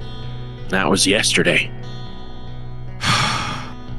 We haven't heard from Hrothgar, our father, since it happened. No word from them. No word from anyone. So we don't know that they're dead. That's not confirmed. All we know is that magic's not working. All we know is something made the city fall. It dashed against the rocks beneath it. And now nothing's coming out of that area. That's all we know, brother. I'm heading out. I'm taking the first air skiff I can get. I'm heading up there. I need you. Make sure Mom and Isilva are all right. We didn't know where else to go. What are you talking about? We're not just going to just sit here and, wring our hands by the fire while we wait from news. I'm going with you. No. I want you to stay here. Take care of Mom. If something's going on, I don't want the whole clan taken with it. I'm going in the morning. I'll keep communication with Mom and with you as long as I can, tell you what I see, and if I can find out that it's safe, I'll send for you. But we can't all go. I mean, what if it's the end of the world? I won't watch Argenturov be destroyed. Not after it might have. I'm going to find Father and I'm going to find Hrothgar. I'm going to find him and I'm going to bring him out one way or another. I'll tell you what I see, and I'll see if I can dig up some other witness reports and send them your way. Mm-hmm. But this is something I got to do, brother. I need you to keep them safe. You're a crown collector. You got means, and he kind of looks around at your castle. Mm-hmm. Anyway, that's it. For the clan. For the clan. And he just kind of puts an arm on yours, and you put an arm on his, and it's reminiscent of how your father used to greet you. Mm-hmm. And with that, we're going to take a little break. We're gonna go commit some war crimes, right? Oh, hell yeah. Thank God. Okay, good. I mean, the definition of war crime depends on what is in the in-universe equivalent of the Geneva Convention. So we need to know what we're not allowed to do in order to know which war crimes what we're gonna need to do in order to qualify for war crimes. Also, we need to which are war crimes and which are just kind of like guidelines. Is it a war crime or is it just a dick move? We've got to know. There's some gray area there. I'm just going to invoke the they need to Technically, kill we work defense. for the Empire, so everything's a dick move, and there's really no war crime. Yeah. All right. Well, let's call that 4:05, and we'll take a 15-minute break. We'll be back here at 4:20. And if powers of identification want to see what's up with this little wooden wand and this necklace, I can provide item cards. I've got an item card for you, Kravish. Your gloves are ready. I'm going to put those in the chat over the break, and we will meet back here for 20, folks. Sounds good. All right, we'll see ya.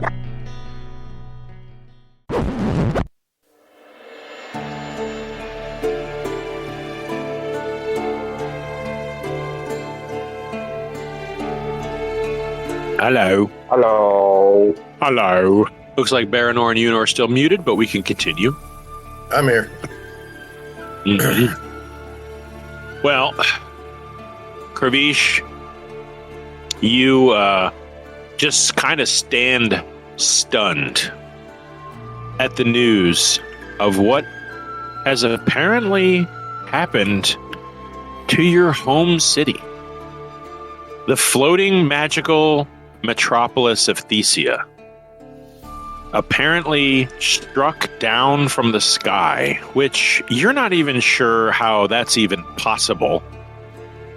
I mean, you're pretty sure that there's no, like, device that holds your city aloft. There's no, like, anti-gravity machine in the foundations of some castle.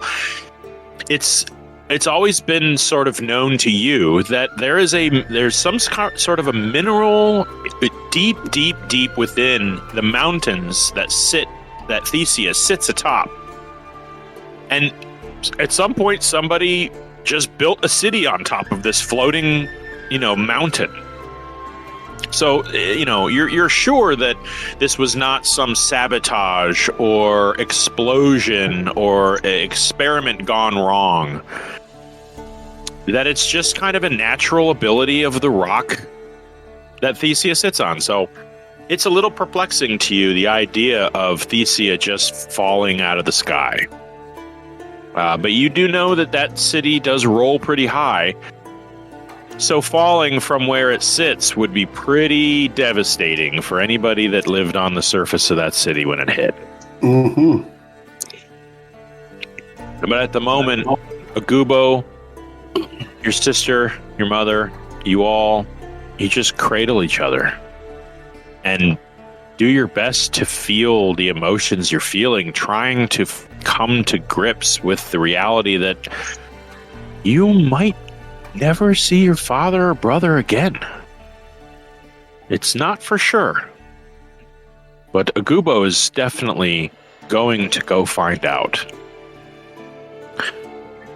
Over the next few hours, all of you sort of settle into the castle, find your rooms, those of you that have them. And to that note, there is a note on that. Let's see here. Let me quickly go to the map of Stonehelm Keep because I need to know where everything is. Stonehelm Keep. It's way up there, huh? Damn. You haven't looked at it since you got to the Garden of Mist. It's in the pinned messages if you go to... That's one of the first pinned messages in the campaign gallery. images. Oh, perfect. Okay. So, there's pinned messages. Cool. Thank you, Kenny. Appreciate that. Okay, so on the top floor of the map, across, we'll say that Koza is the first to see this. You kind of look over as you all find your rooms. Kravish, you kind of bring your mother and sister and brother into you and Maven's den. Mm-hmm. And, their melancholy attitude notwithstanding, you do your best to kind of maybe try to make the subject matter a little light and give them a tour of your keep, of which your mother is very, very proud. She stomachs her emotions enough to regale you with praise over how you've decorated the place and the fact that you have a keep. It's quite an accomplishment. And Yuno and Koza kind of break off from you as they head to their rooms. And Koza, you notice there is a note pinned to Axton's abode door.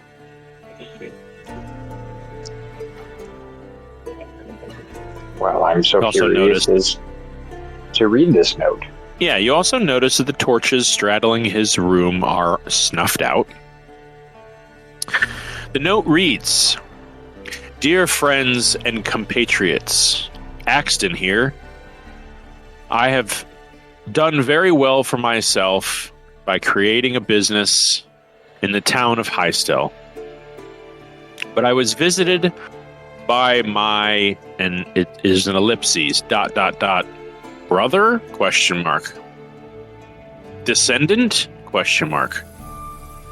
Goromir Bloom came a few weeks ago and expressed an interest in getting to know me better, but more than that, recruiting me into the family business. Fighters for hire, and some of the best in the world. Apparently my family has quite the reputation.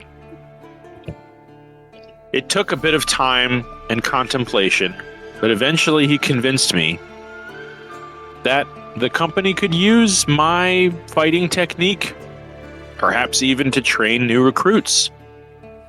And what a better opportunity to work on my blacksmithing than working for a mercenary corporation. I have decided to take his offer. And so it is with a heavy heart that I have decided to move out of Stonehelm Keep and retire from the Crown Collectors. You'll find a number of items in my room. Do with them as you see fit. But let Baranor know he'll have to search for the daggers I've hidden for him. It was a profound pleasure and an honor to fight by your side, righting the wrongs throughout this land of Valandiir. Whether it be black dragons, evil demons, or corrupt sheriffs, being a crown collector was the highlight of my life, as I now look forward to a new chapter. Many fond farewells, and may we cross paths once again. Axton Woodman Bloom of the Bloom Corporation." And that's it. Well, that is a heavy note. You swing open his door, you notice his abode is mostly empty. The bed linens are all there, but he's taken the wolf carpet in front of his fireplace. He's taken pretty much every weapon he had. The armor that adorned the dummy in the corner is gone. But there is a pail of dirt, a sack of seeds, and a small trough with the word Koza scrawled across a note next to it. Aww. The training dummy has a note pinned to it that says, "For Maven, give him a bruising." There is a very nice set of arrows with a little twine wrapped around it and a leaf. He has a feeling that he knows that Baranor will see that is for him. Mhm.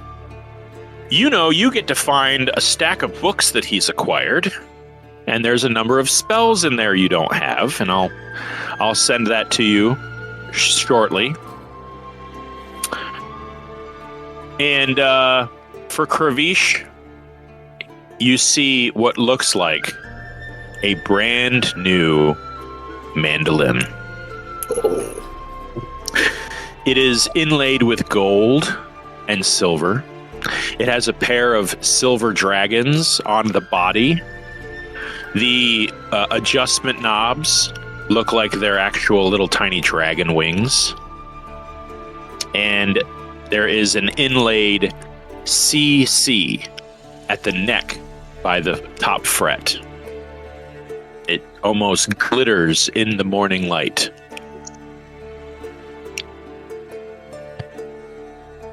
It's beautiful. It is. But his room is empty. Baranor, just so you know, though there are 10 fletched arrows that all have arrowheads of extreme make that looks. You're pretty sure he made these himself. Okay. So if you want to add 10 arrows, that all of them, they just have a +3 to damage. Okay. They're not magical, they're just exquisitely made. Yeah. No, you put that you have 9 of them and you keep 1. Mounted on the wall. So, I guess for the time being, Iona and Levin, her brother, you two can make use of this room. It is your room. Decorate it as you two see fit. Reaper, don't know if we have any other independent rooms.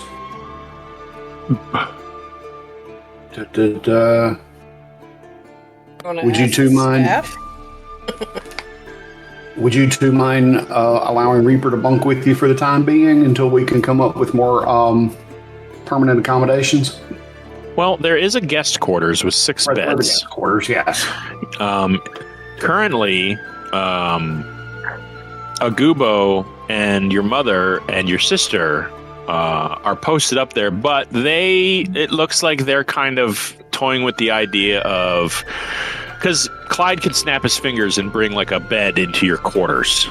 Yeah, I want to be able to let my mother and sister be able to sleep there, and I'll take one of the guest beds. Yeah, there's 6 guest quarters. It's on the first floor. It's underneath your tower. Right. Yeah. So I'll bring up bunks for my mother and for my sister, and Agubo and myself will sleep in the guest quarters. Okay. And then Reaper is more than welcome to take another one of the guest beds if she wishes. That works for me. Yeah, Iona is going to take a look into this room. Like, obviously she's going to accept it. She's not that picky. But she's just checking, is there a mirror in there? There is. It's not terribly large. It looks like it was, it's right over what looks like a rudimentary sink, which is like a porcelain bowl. And you see, a little shelf next to it where there are items, and it looks like he left a ratty straight razor in a cup, and there's a couple rags, but the rest of this room is pretty much bare. There are weapon racks against the wall, which, you kind of find a little, not terribly interesting. They're all empty. There's a training dummy in the corner. There's a little couch with empty pots from like planters behind the couch in front of the fireplace. And there's a rather large bed shoved against the southeast wall. And there is a window box with a whole bunch of flowers and plants growing out of the eastern window. Okay, and Iona is going to go in first, and if the mirror can be taken off the wall, then she takes it off the wall. If it can't be taken off the wall, then she's going to, find a sheet to throw over it. Okay. Consider it covered. So yeah, if it's fixed there, then she's just going to make sure it's covered. If it's not fixed there, then she's going to take it off, and she's going to sort of lean it against the wall, so it's going to face the wall. Like, she's not going to throw it away or smash it like she did with the mirror that we used to have in our room in Dead Marsh, mirrors, but because it's not our mirror, and she's with the Crown Collectors now, but she's still kind of slightly a guest here, but she's just not. She's going to make sure it's out of the way so that Levin doesn't have to see it. And then she's sort of going to come forward and sort of, mutter a few words to Levin in Undercommon so that he knows that it's been taken care of. And then we can sort of look around our room and start sort of making it a bit more our own once people have collected the various gifts that have been left, you know, throwing out what we don't want, moving things around at all, not that there's much in there to move around, that sort of thing. Yeah, you kind of bounce on the bed a little. You kind of sit on it. It's a lot nicer than you expected it to be. It's very comfortable. It feels firm, but it feels like it's got some cushion to it. You're not exactly sure how you feel about a super really comfortable bed. It has a footlocker at the end. It looks like it can hold a good amount of gear. It's currently empty and open. And you see Levin just kind of walking over to the window and just sort of picking at the flowers a little. Not really saying too much. He kind of sort of stares at the different things in the room. You don't get the feeling that he's trying to settle in. He definitely feels a little out of place and a little uncomfortable. And he kind of putzes around the room a little. You know, he tosses a rock into the fireplace. He eventually grabs a book off the table that was meant for Yuno and just sort of squats against a wall next to the shelf and just sort of thumbs through it nonchalantly, a little disinterestedly. So, the day is yours. Clyde is going to conduct a little bit of business. We'll say with Yuno. Kervish, you seem pretty occupied with your family. So Clyde is going to exact some expenses from you, as well as relay some profits that the estate has incurred. You guys have been gone for, I feel like, about 3 weeks to a month. And it's been a little bit of time since upkeep of the place has been undertaken. So the expenses for the castle is going to amount to 500 gold. That's going to be, you guys did set aside a fund to keep the place kept. That has run out since I think you guys were, you spent a considerable amount of time in Cobb, and castles don't run themselves. So he's going to need 500 gold from the party to keep the staff paid and resources flowing into the place. However, he has brokered a deal with a couple of merchants in Highstell, and it's actually an alchemical shop. And so he wishes to relay a few of the profits from it, which come in the form of certain potions. I know I just gave you guys some healing potions before.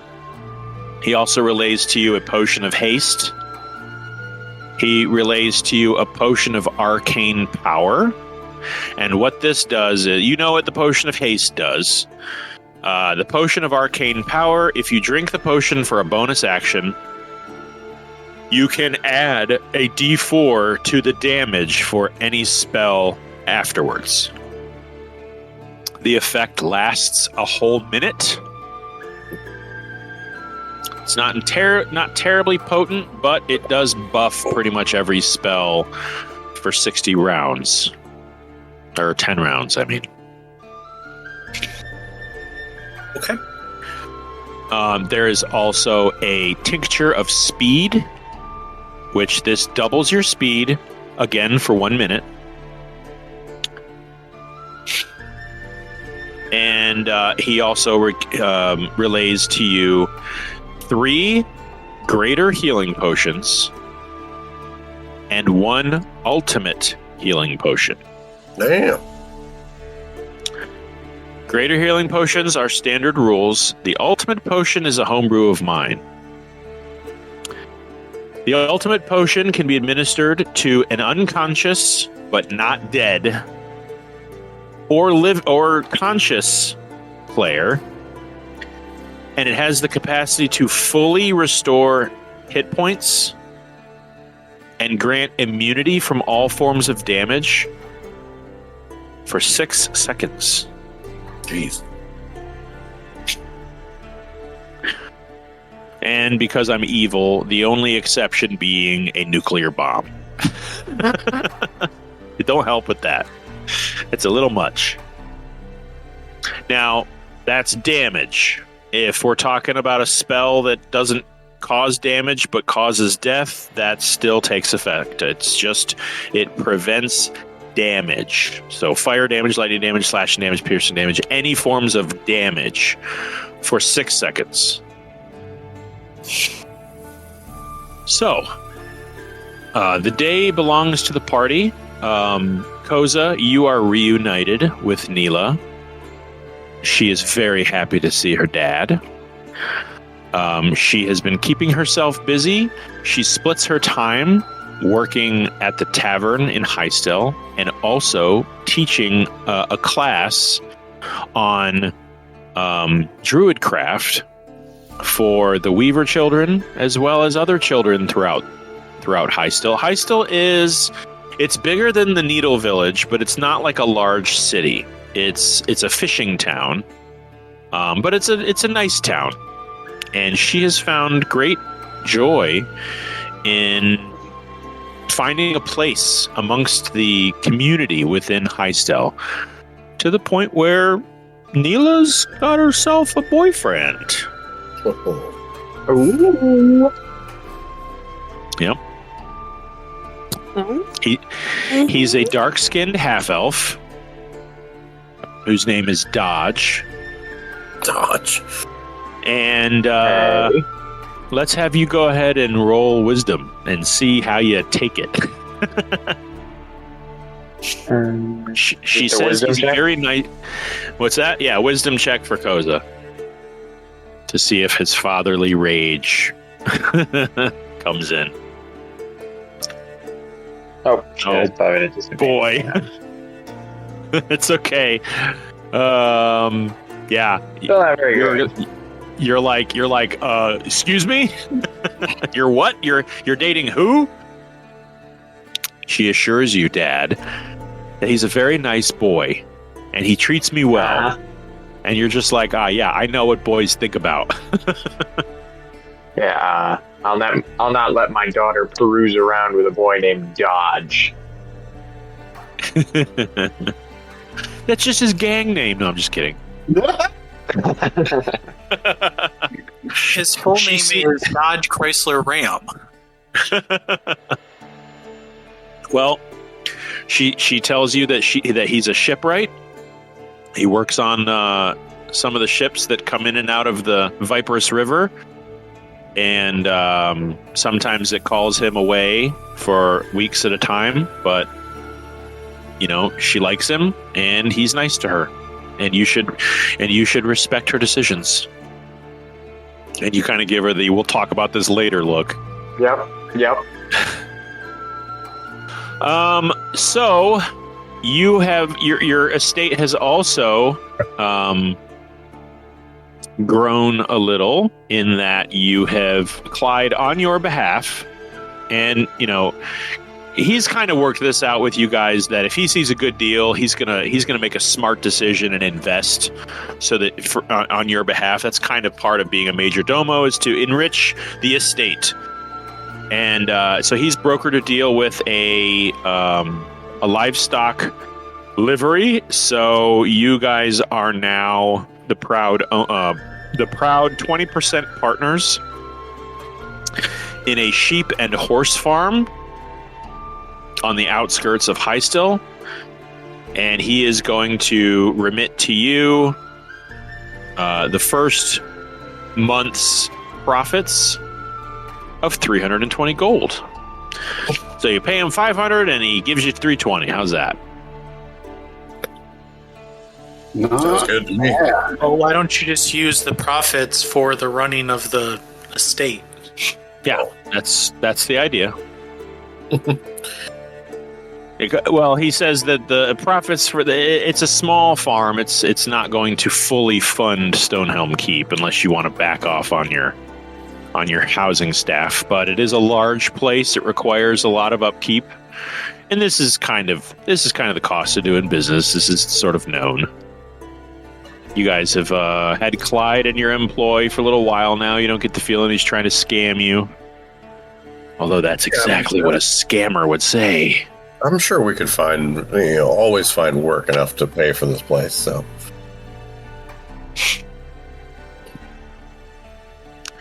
One of your housing staff was unfortunately injured in a horse taming incident, so you will be without a groundskeeper for probably another 3 or 4 weeks while he rests. He assures you that he will be okay. Other than that, no incursions or thieves on the property since you left, and relations with the mayor of Highstill are still quite healthy. He always kind of sends his invitation for a visit whenever you're in town if you have time. But you all have business elsewhere. So, what would you like to do while you're here? Possibly for the night before you make your plans to do whatever it is you guys are up to. What are we thinking? Well, I assume Kravish has filled us in on the news of his family. Yes, absolutely. Okay. I'm thinking that maybe after we dine, that we all convene in the war room to kind of discuss next steps. Absolutely. Yeah. Yeah, the day you guys spend the next couple hours, mid to late afternoon, just sort of, having a little bit of me time within Stonehelm Keep. And, that's to say that where is it? The bath is used. You guys have a bath, a rather large, like 7-foot wide circular bath on the first floor. Baranor, you do hear news that Axton has left and left you items. Would you like to go look for your gifts? Oh, yes. Okay. We'll do the scavenger hunt. Sure. So you kind of walk in on Iona and Levin, not really doing much. They're just kind of like putzing through the room and looking through books, and you see Iona just sort of going through her gear laid out on the bed. And Iona, you and Levin just see Baranor sort of step in and kind of give that kind of I didn't know anyone was in here kind of a look. Oh, apologies. I have the note from Axton in my hand. And I'm just... Axton left me a few things, and I'm just kind of searching for them. I don't know if he left them in here or throughout the castle, so... Don't mind me. I'm just poking around. Yeah. Iona, you have no idea who he's talking about. This Axton person. Because you weren't even in here when Koza found the note, so there was no note on the door. Karish just kind of brought you up here. And this used to be his room? Yes, sorry. This was Axton's room before. He was a great warrior. Had a interesting path to get here, to say the least. I think maybe we all did. His was a little bit better than most. How so? What's that? How so? He was frozen in time for, was it 100 years? 1,000? Does it matter? He was frozen in time. And the Crown Collectors, before I even came to the group, found him frozen in a fortress south of here. and thawed him out. Levin's going to sort of look over at you and say, well, how long for? Because 100 years is not that long, but if we're talking sort of 1,000 years, that's more of an issue. Because I would say Levin is not actually that old for an elf. Yeah. But he's in the habit of acting like he's older than basically anyone he's talking to. Even though Iona's the exact same age as him, and she doesn't do it. So he's not even over 100, and he's pulling the whole long-lived elf card. He's nonplussed. Well, I know it was a long time. I'm not sure the exact amount, but it was a long time for a human to be frozen in. So, Levin sort of considers and gives a sort of non-committal head tilt. And then, do you know what? I think the twins may actually, if you're okay with it, may actually just sort of watch you on your treasure hunt. You know, they're not going to get in the way of you like finding it. That's like you're finding it. That's something that was left for you. But they might use it as an opportunity to sort of get to know the nooks and crannies of the keep.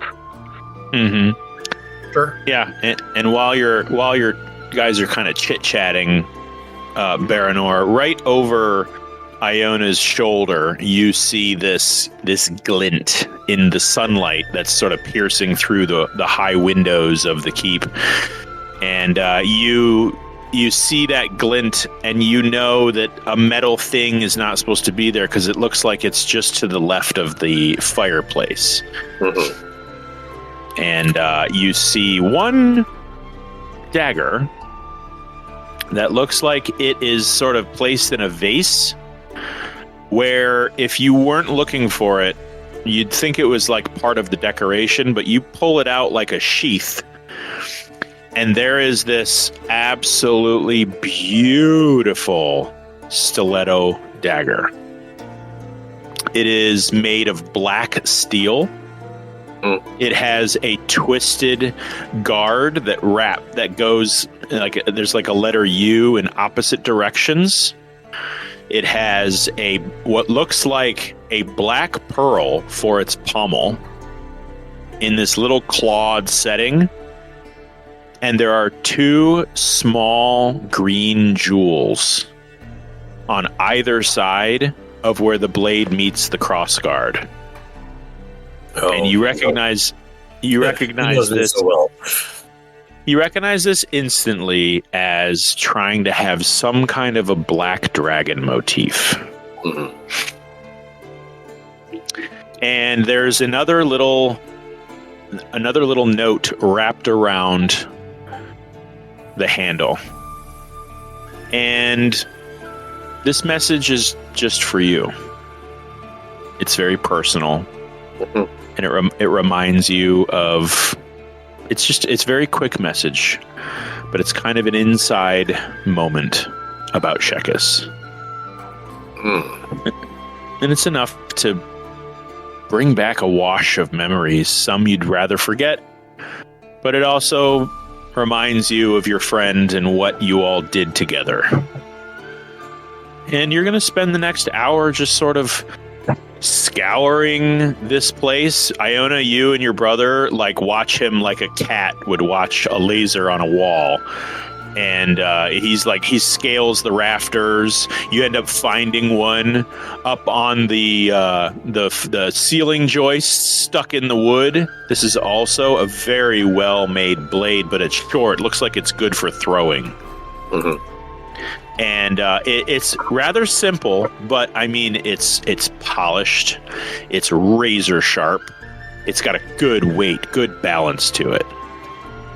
Very nice. And you kind of slip that into a pocket and flip your way down, and you're having trouble. You're pretty sure there's more than two, but you feel like you have looked everywhere, and you're just about to give up. Well, these two are nice. And just before you kind of give Iona a little a little head salute as you bounce away. You feel a wood creak under your foot. Oh, this devious bastard. And with a quick motion, you kind of give a little heel kick and pop this thing up like a skateboard. And there, bolted to the underside of the wood, which you appreciate because if somebody were to lift it up and look underneath, they wouldn't see anything in the cavity. Mm-hmm. You find a little dagger, maybe 7-8 inches long. And the pommel is carved black with a canine's face, 2 triangular ears, and 2 small sapphires for eyes. Nice. And about an inch from the crossguard up the blade is a little moon, acid etched into the blade. Oof. Love it. That man has a talent for hiding blades. Mm-hmm. Seems a fitting gift for the man who has 1,000 hidden blades. Yeah. And it's enough to pull a tear out of your eye as you kind of hold these weapons that he left for you. And, it makes you really miss your friend. Mm-hmm. And now you find it's appropriate to respectfully duck out. Yes. Thank you. Sorry for interrupting again. A couple hours later, you all convene in the war room, the top floor of the keep's conference chamber. Kervish at the head, a unfortunate empty chair to his right, and all the rest of you spread out around the room. The fire crackles. The sun shines on somewhat of a low angle out of the huge stained glass window behind you. What do you wish to do in this room? First of all, Kervish, you said your family went to Darrow? Yes, that's what Agubo said. They went to Darrow to conduct some business. Okay, I'm not entirely too familiar with north of the Jasper Wood too much. Besides, going to Haven's Crest that one time. Where is your home? It is in the midst of the Frosted Bluffs. Frosted Bluffs. Okay. Yeah, if you look at the map, which somebody just posted it. Yeah, I did. Darrow is north of Haven's Crest, Frosted Bluffs, and Thesia is not well known to any of you except maybe knows about it. They do business with Darrow, but a lot of people go there for very specific reasons. It's not like a sheltered, isolated city, but it's floating above a mountain range. It's not easy to get to. Yeah. Well, if memory serves, we do have an invitation to Haven's Crest. We could very well use that as a jumping off point to head to Darrow. Yeah.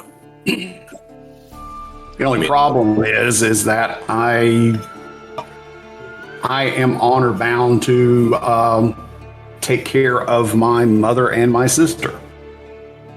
Are you then going to stay back here? I am torn. I'm going to have to discuss this with my sister and my mother. My sister, I have no concerns about. She can handle herself. Yeah.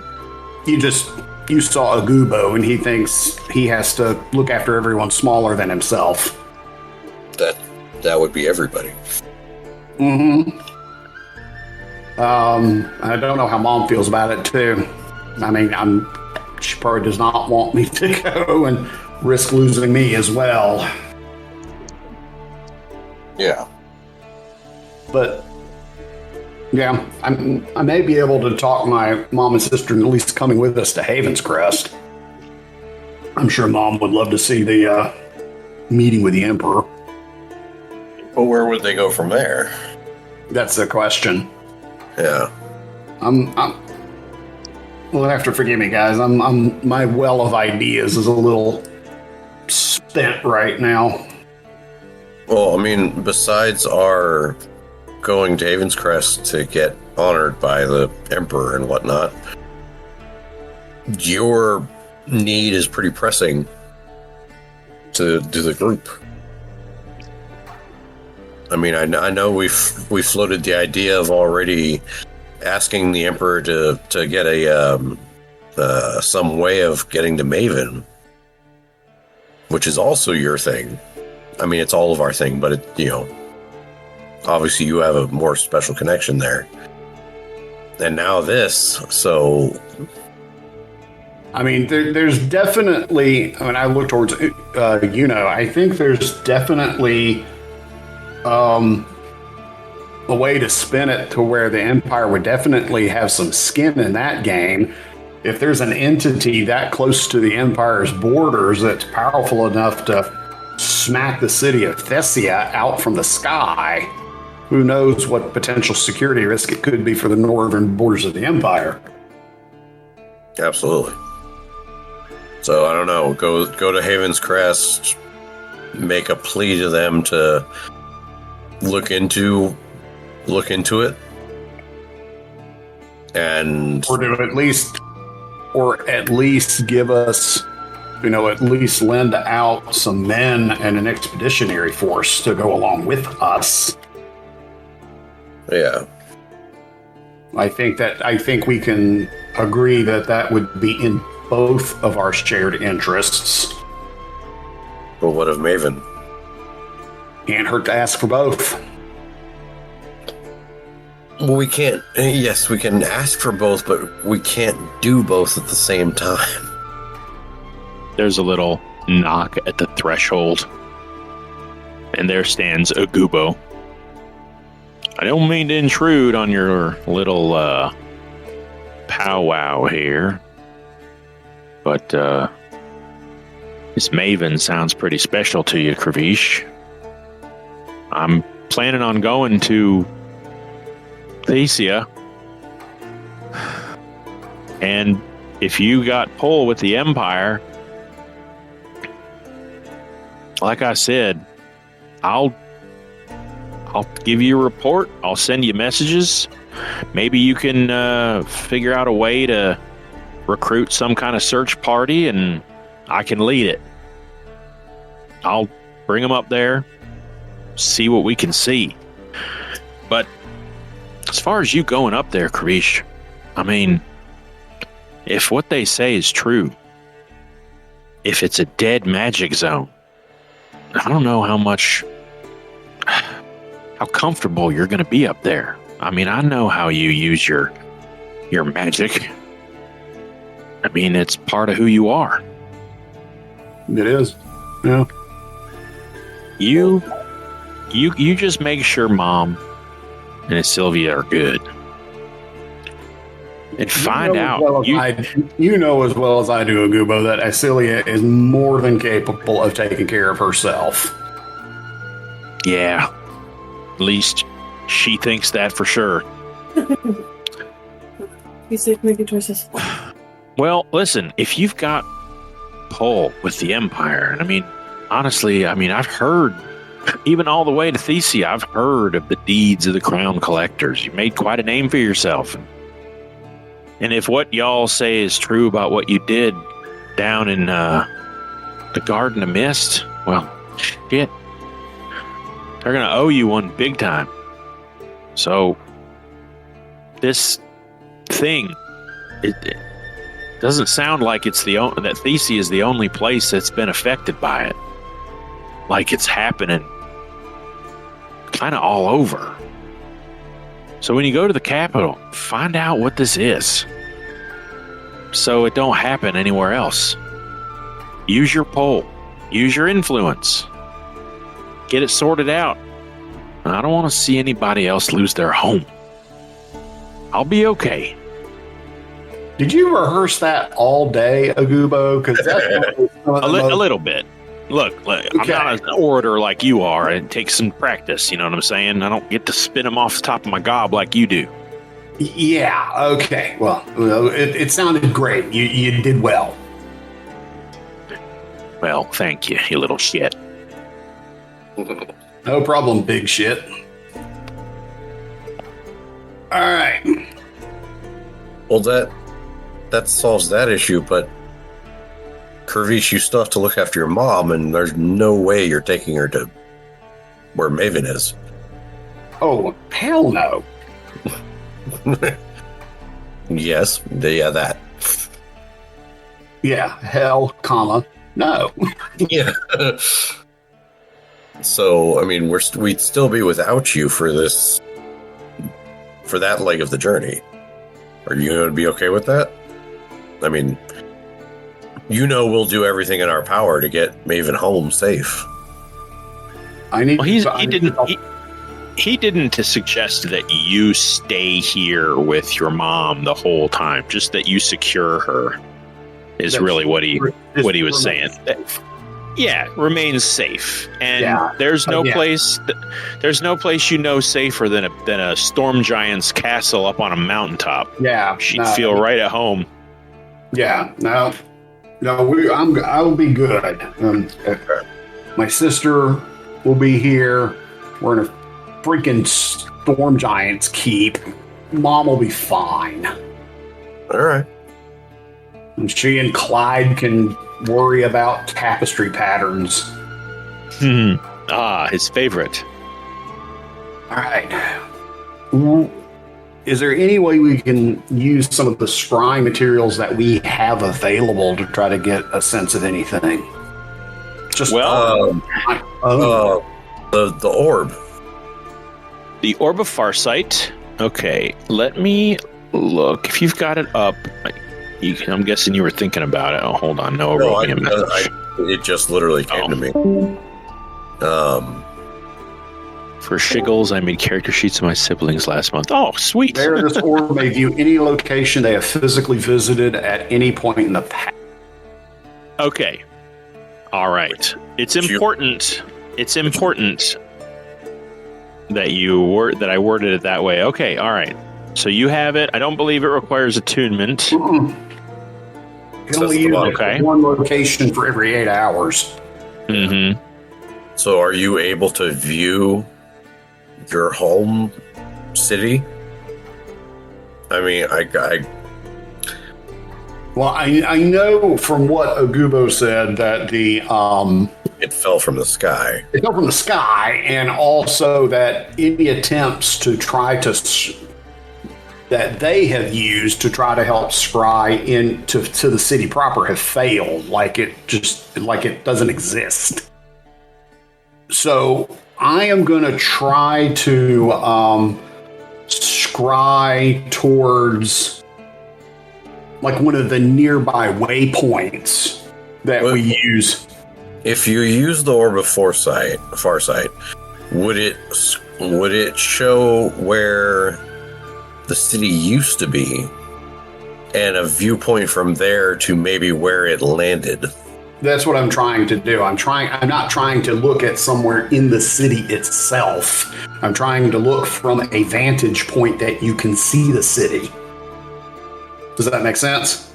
Yeah, it does. There are no outposts. The closest location, the closest waypoint is Darrow. That's where you and your family, whenever you took an airship, which was your preferred method of travel, whenever you took an airship, you landed in Darrow first. Or you also know that there were northern expeditions to the Scalewind whaling village to the far north. Mm-hmm. And you also know that there was a special line of sky gondolas that would, travel to the Sciari archipelago, to all the way to the east to Lethedlian. So you had ways out in all directions, but the very closest settlement was the city of Darrow. Okay. Well, that doesn't tell me anything different because that's where my family was. They were in Darrow, and they didn't see anything out of the ordinary. So that doesn't really help much. Do you want to try and look anyway? Well, I mean, we have made, as a kid, we made expeditions to some of the areas along the Frosted Bluffs. Yes, you have. Like, camping expeditions and such, and you could see the city from that area. Mm-hmm. So that's what I wanted to look from one of those vantage points to just to kind of get a sense on what the area around where the city's supposed to be looks like. Okay. Why don't you make a history check for me?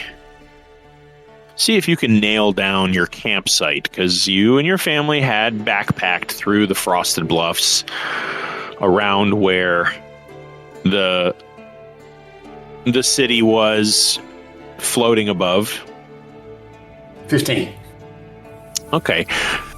So you're engaging the orb? Mm-hmm. Okay. You put your hands... Yeah, you put your hands around the orb, and you notice that it has this real weird, like, polished look, but it offers no reflection. You can't see yourself in it, and you can't see any objects. It's just like a silver polished orb. Mm-hmm. And as you place your hands on either side of it, Baranor, you notice, and I don't know if you've ever watched anyone use it. You've used it. I've used it myself. I've never seen anyone else use it. So what they would have seen if someone was watching you is this: as he places his hands around it, the orb turns white like a pearl, as does his eyes. His eyes turn white like pearls. And Kravish, you think real hard and really concentrate on the campsite, at least the last one that you and your family used, to your recollection. And you find yourself racing along some kind of pathway at breakneck speed. You're careening from where you are in the where is Stonehelm? In the Grasping Ridge. You race forward and you go over glens and over rivers at almost lightning speed until you find yourself racing over snowy mountain caps. And then as you come to a spot where you're pretty sure this is where your campsite was, you feel this static, just this static beating into your mind. It's deafening, it's blinding, you can taste metal on your tongue, and you are forced out of this vision.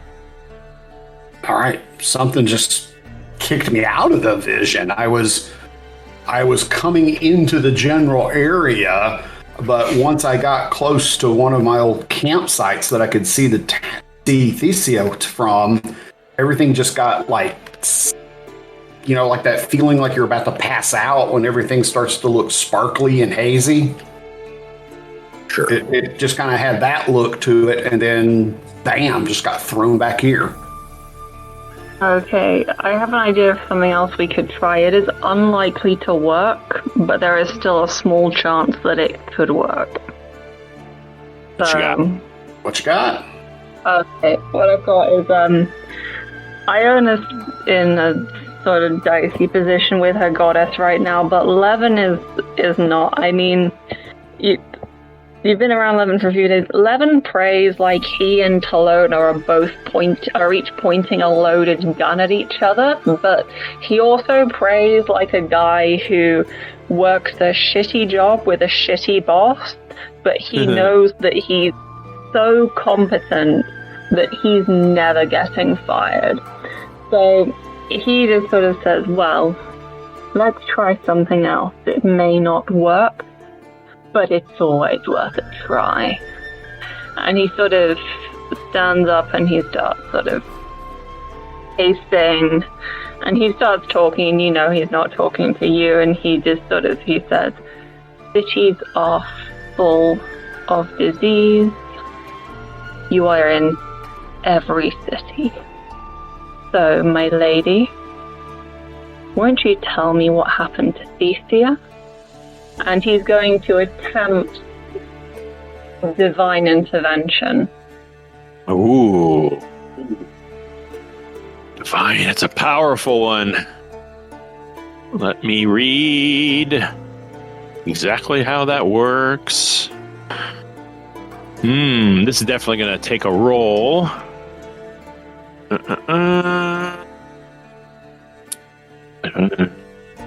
Okay, yeah, you're going to roll a percentage dice, and you got to get a 14 or below. Yeah, which is why I said it might not work, but we might get something. All right, yeah. As Levin sort of settles in, you and only you, Iona, who for the time being have a distance to Talona that can only be described as kind of awakening from an abusive relationship.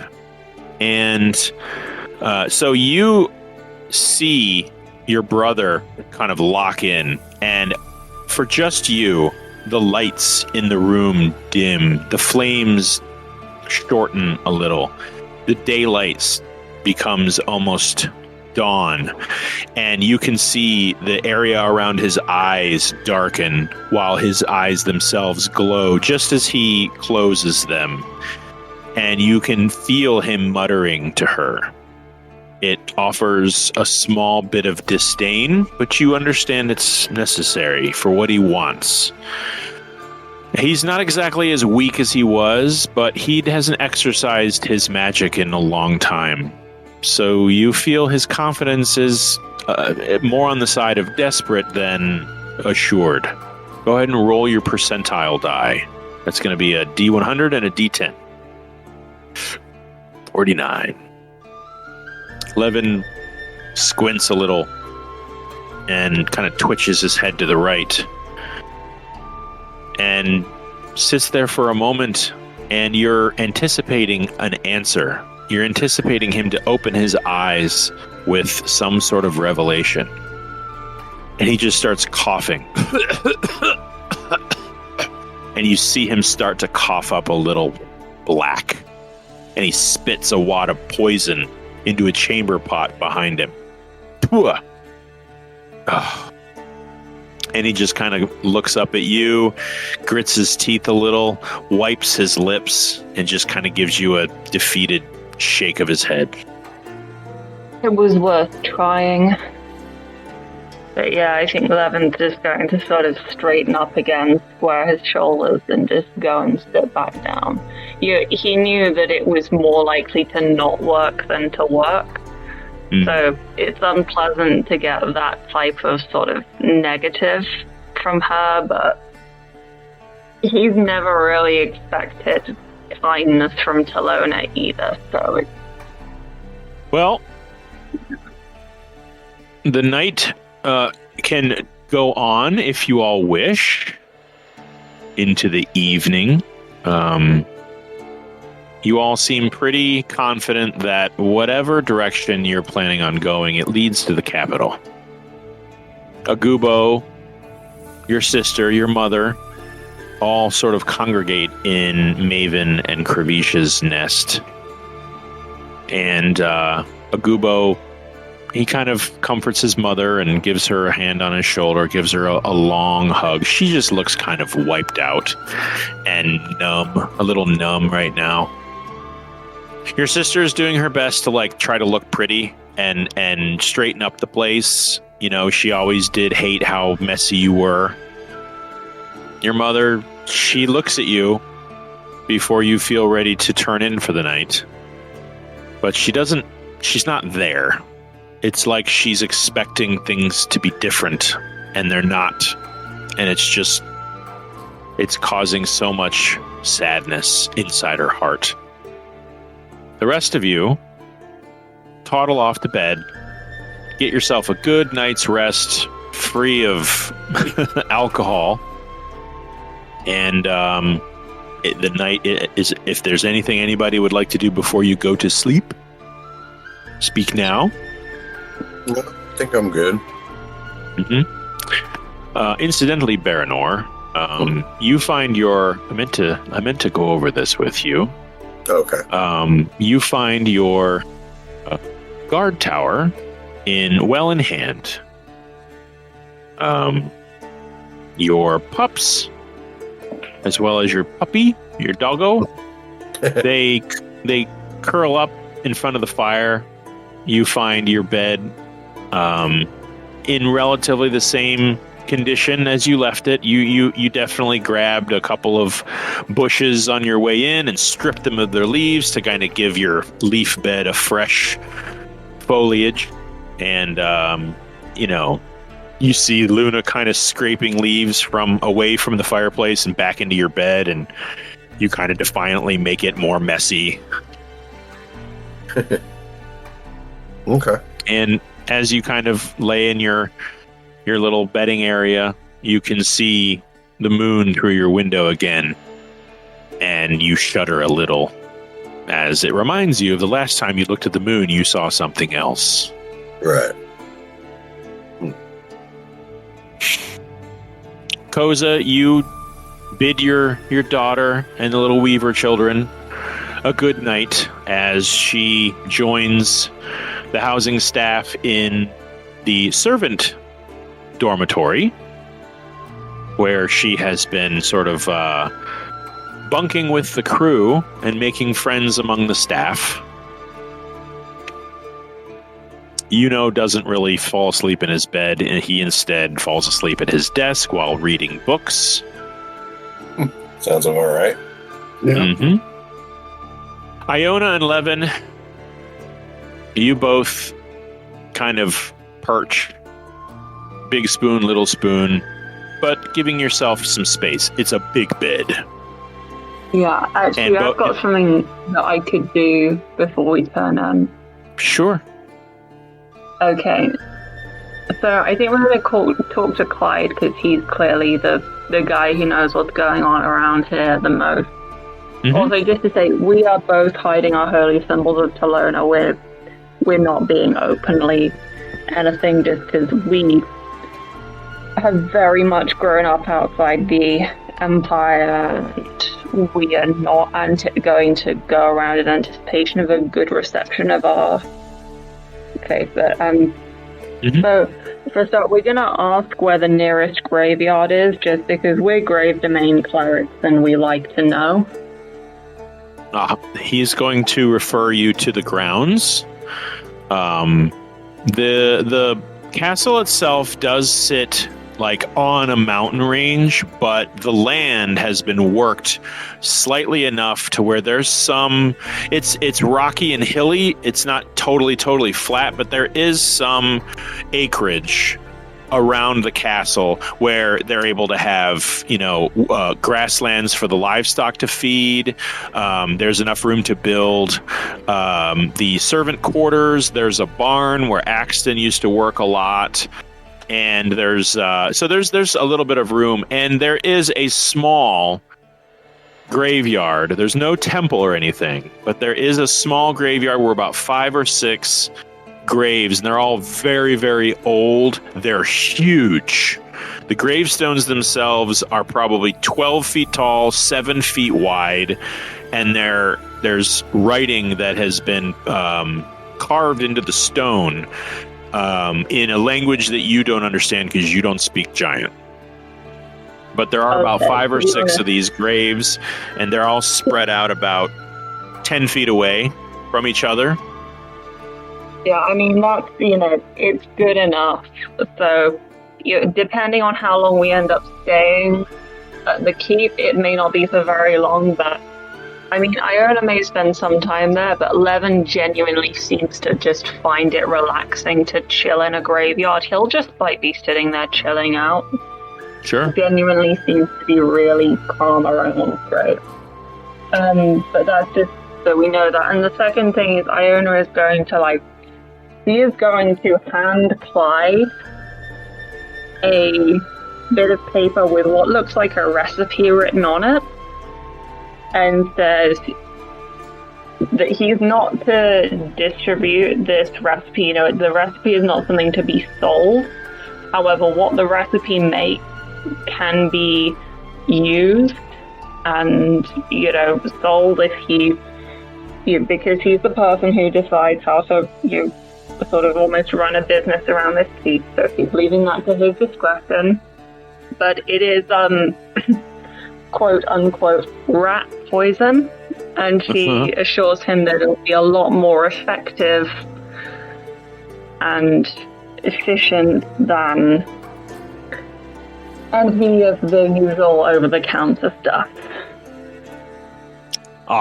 And Clyde's going to kind of take this piece of paper and he's going to kind of adjust. He's got like a little monocle and he's going to kind of adjust it a little bit and kind of give it a confused look like, not sure I understand all the ingredients here, but I'll send a courier into town and see if we can procure Willed hardened root. Not sure what that is. Sounds expensive and rare, but if it's gonna do a better job at keeping the pests out of the keep, well, we'll give it a look-see. Thank you, Lassie. She's never been called Lassie before and takes a moment to process this. Levin also takes a moment to process that this word is being applied to his sister. And then they just sort of walk off, and then eventually they do, they've shared a room their whole lives. They've never really had to share a bed before, but it's a huge bed, so they are just gonna sleep flat on their back, arms right down by their sides with a gap between them, and we'll grant not sleep, but and they do sleep in shifts out of habit, so it's one of them takes 4 hours, the other one takes 4 hours. But they're good enough at sort of resting that they won't disturb each other.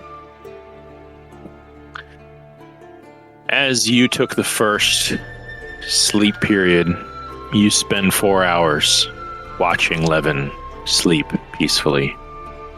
It feels like the first time ever you've watched him truly rest, with almost a desperate collapse of will to succumb and surrender to the peace of this place. It's very comforting for you to watch him get sleep, to watch him not be so tense and worried just for 4 hours. Enough to where you start to see the sun in the morning pierce through the room with a blade of orange light. And being that you're really the only one awake, you hear a sound that, frankly, terrifies you. It's the sound of rattling bones somewhere in the halls outside your room. Large bones.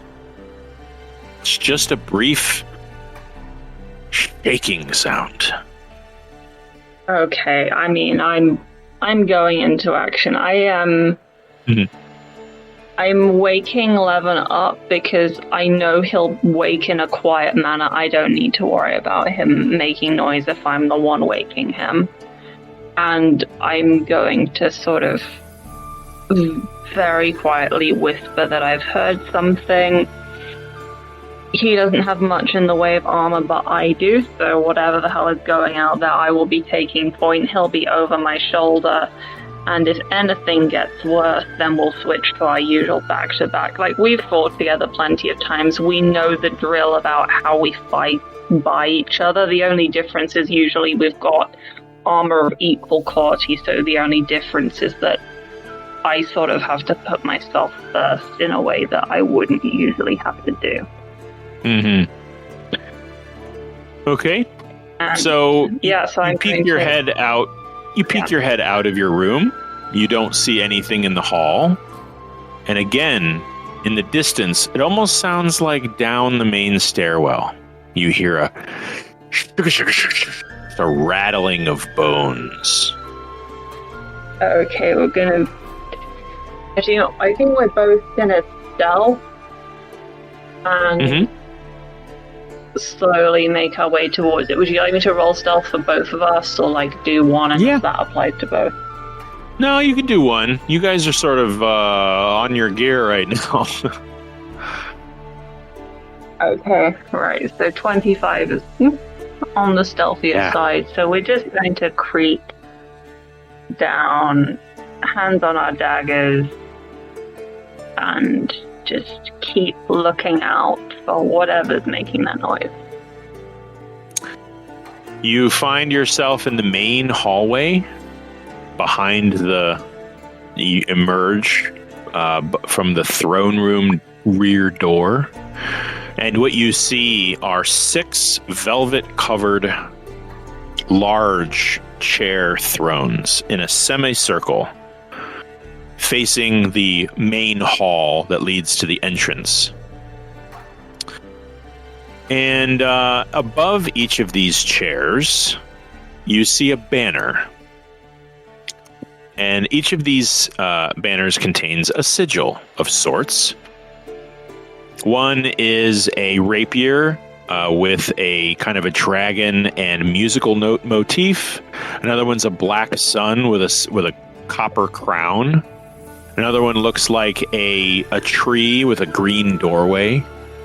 Another one looks like a black wolf with purple blades kind of overlaid and a crown of blades around the whole head. Another one looks like a blue and yellow lion's face. And another one looks like a smith hammer crossed with a rose.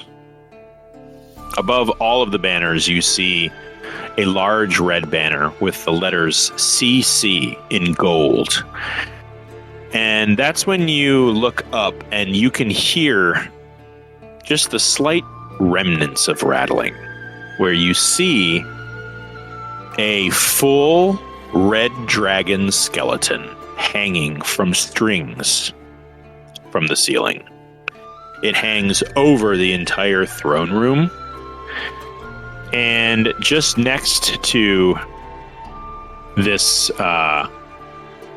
area, you see a plaque.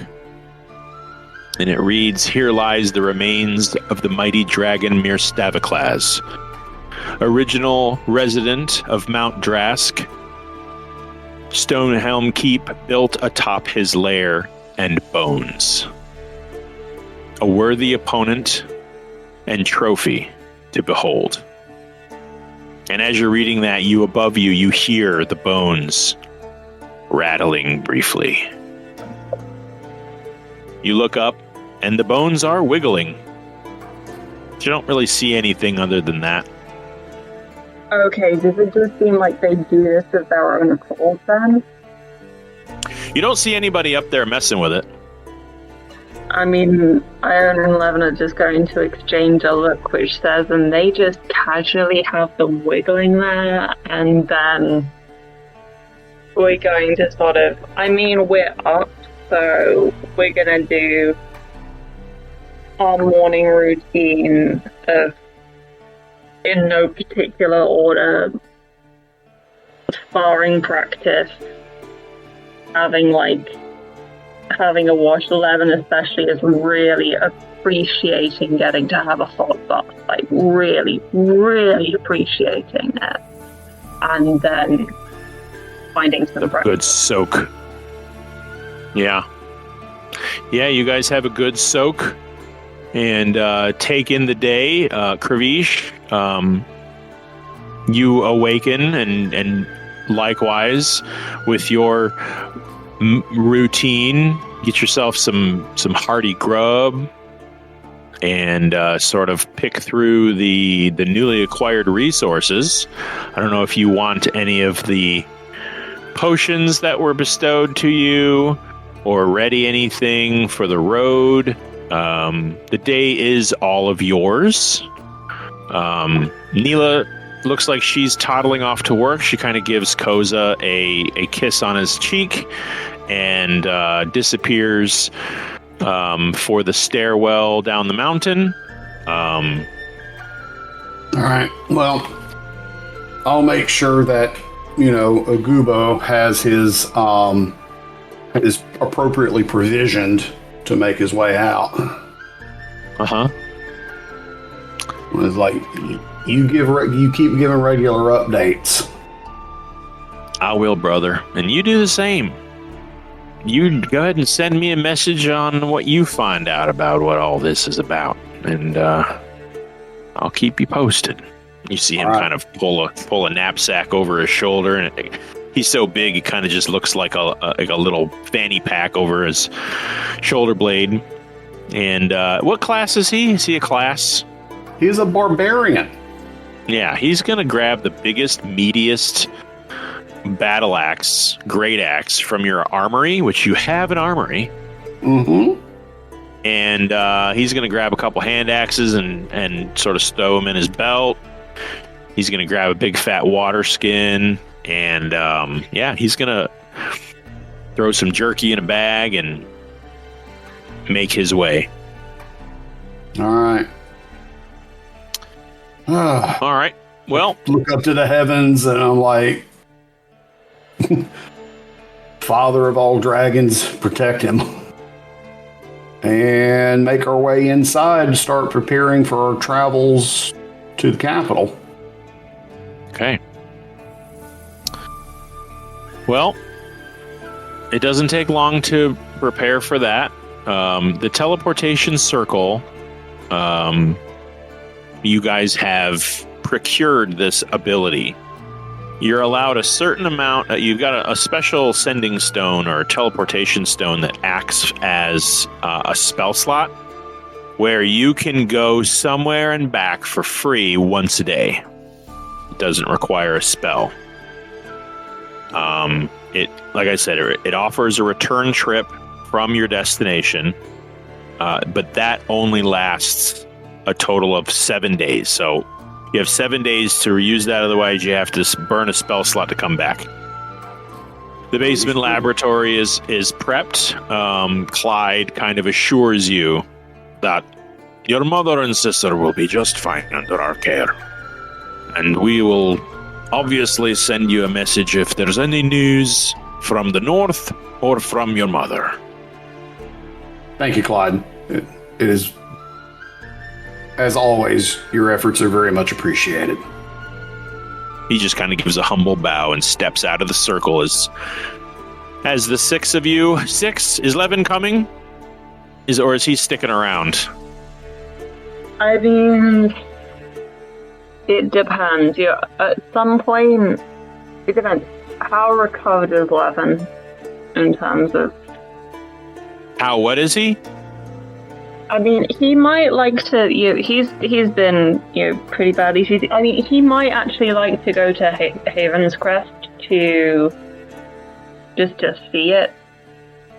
I think he. Well, why don't I say this? Why don't I offer a little insight? He's been through the ringer, and if you say that he finds solitude and peace at the graveyard, why don't we say that for this trip, he's going to kind of bow out and just meditate in the graveyard and just kind of, recover with a little solitude. I would say in this case, I feel it's fair to say that, Levin he knows that you're surrounded by friends and that you'll be safe and that he might want some nice peace and quiet.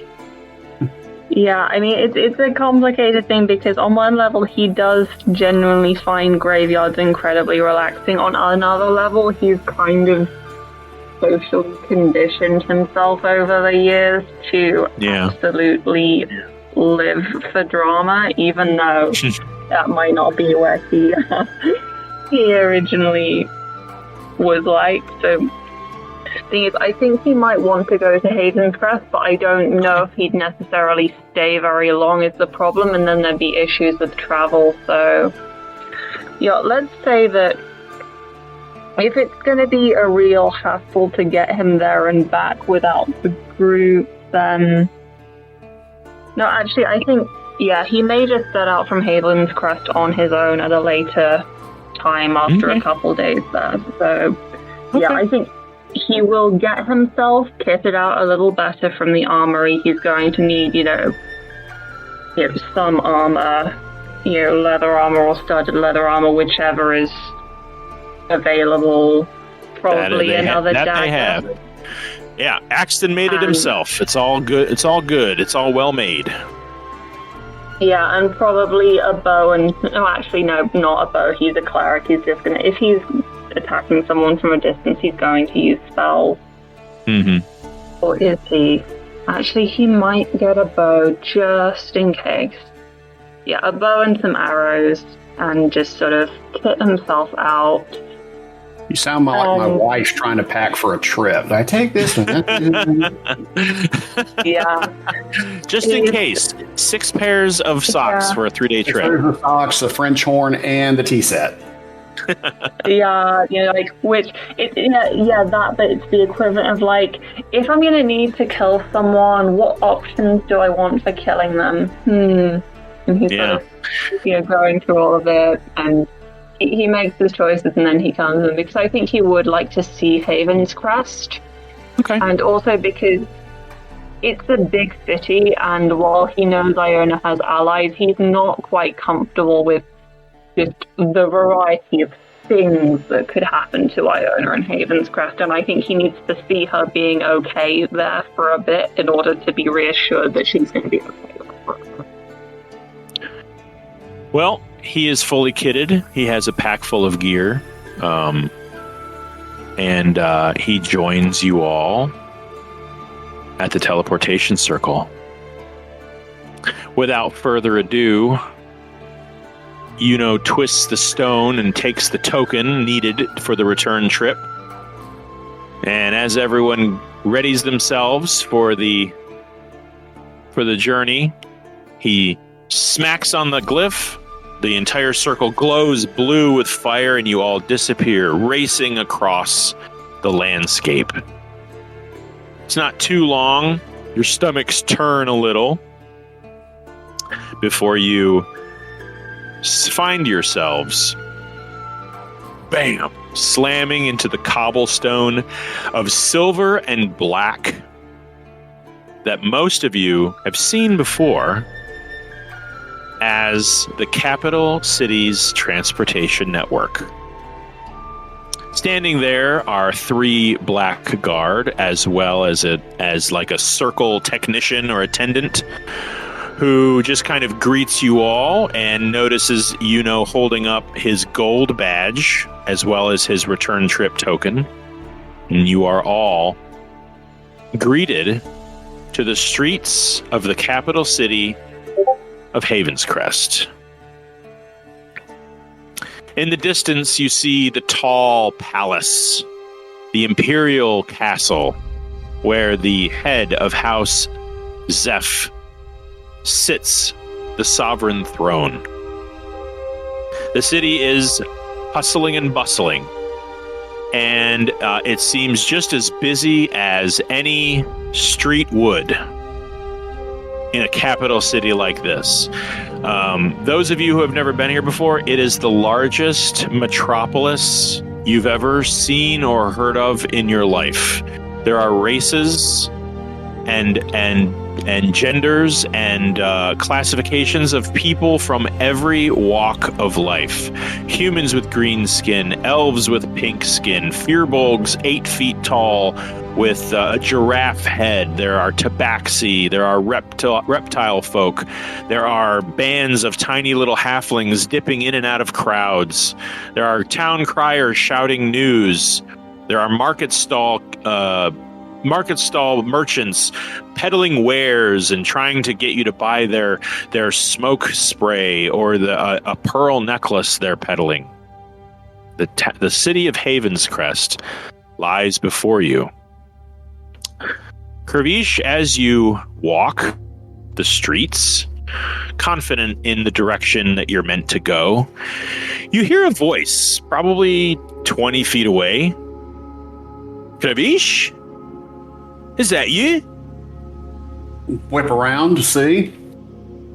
You turn around and you see this gentleman. Kervish, my old friend. Is that you? What's wrong? It's me. Don't you remember? All right, the wheels are turning. The memory of your previous party member who was keen on changing his appearance. Oh, He says, shit. Olivia. "That's right, me, Olivia." And you see him kind of, he shifts in this long blonde hair, not reminiscent of Maven or Penelope, just all their own, just sort of sprouts from his hair, and his clothes turn into a pretty blue dress, but he still retains the golden eyes. That's right, you remembered. Holy hell. What's going on, bro? And he shifts back into his dark-skinned Daunt shape. Handsome, roguish, swashbuckling, hair in a back ponytail. And he just approaches and he goes, "It's good to see you. What you doing here, mate?" Oh, just, nothing big, just an audience with the Emperor. With you, I would definitely believe that.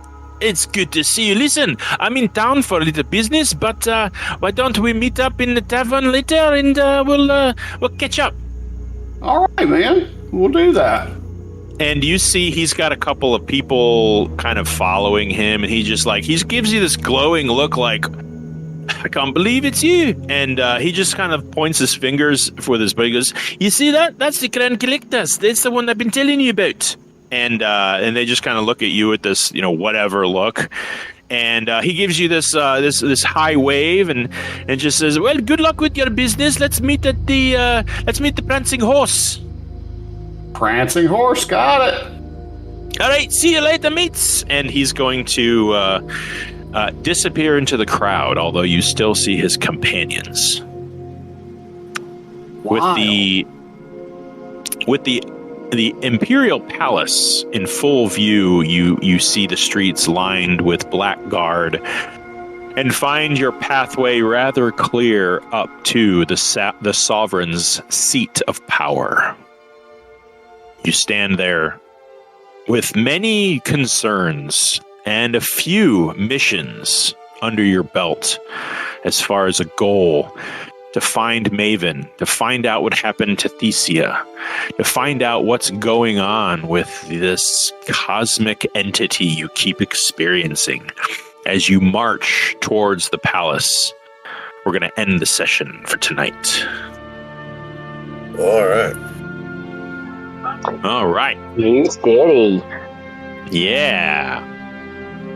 I feel like I have to go see Mark. how expensive their magic weapons are. What'd you say, Noah? I said, we'll have to go see how expensive their magic weapons are. Yeah. Shopped here before a little bit, but I don't think we had nearly as much coin then. No. Near as much stroke. You guys are kind of stacked right now. Yeah, it'll be fun to spend a week. I mean, you could stay longer. It would just cost a transportation spell. It's not that big a deal at this point anymore.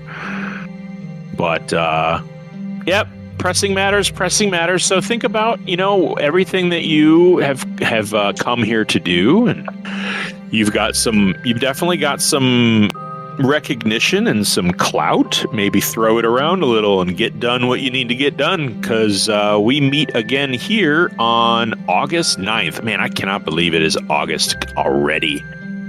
I know. This year is flying by. So, all right, folks. Well,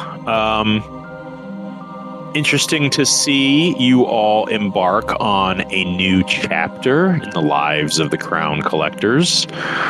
And yeah, I think it's going to be an interesting next few sessions to sort of see where the pieces fall. So, but thanks everybody for showing up. Yeah. And Corey, I've been looking at the pictures that you've been posting from Africa. They are absolutely stunning. I cannot believe how good they are. Thank you. Really, really, really good shots. Enjoying that. And I'll see you guys in 2 weeks. Did you make sure to bless the rain? Oh, it Yeah, did bless- not rain once. Oh, I take damn. that back. It did rain once, but it was very brief, like maybe 5 minutes, and then it was done. Yeah, they So don't I did not get a chance to bless the rains down in Africa, much to my chagrin. Oh well, maybe next time. I had that song queued up, ready to go. I bet you did. Walking around with a Bluetooth speaker. Mhm. Oh, that's cool. Well, Sick of that song. What now? yeah. They're probably sick of that song. Oh, I have no doubt. They hate that song. Yeah. The one song that everyone knows from Africa. So, Yeah. all right, folks. That We'll line. see you next time, y'all. All right. All right. Yep. Bye. Bye. Fine.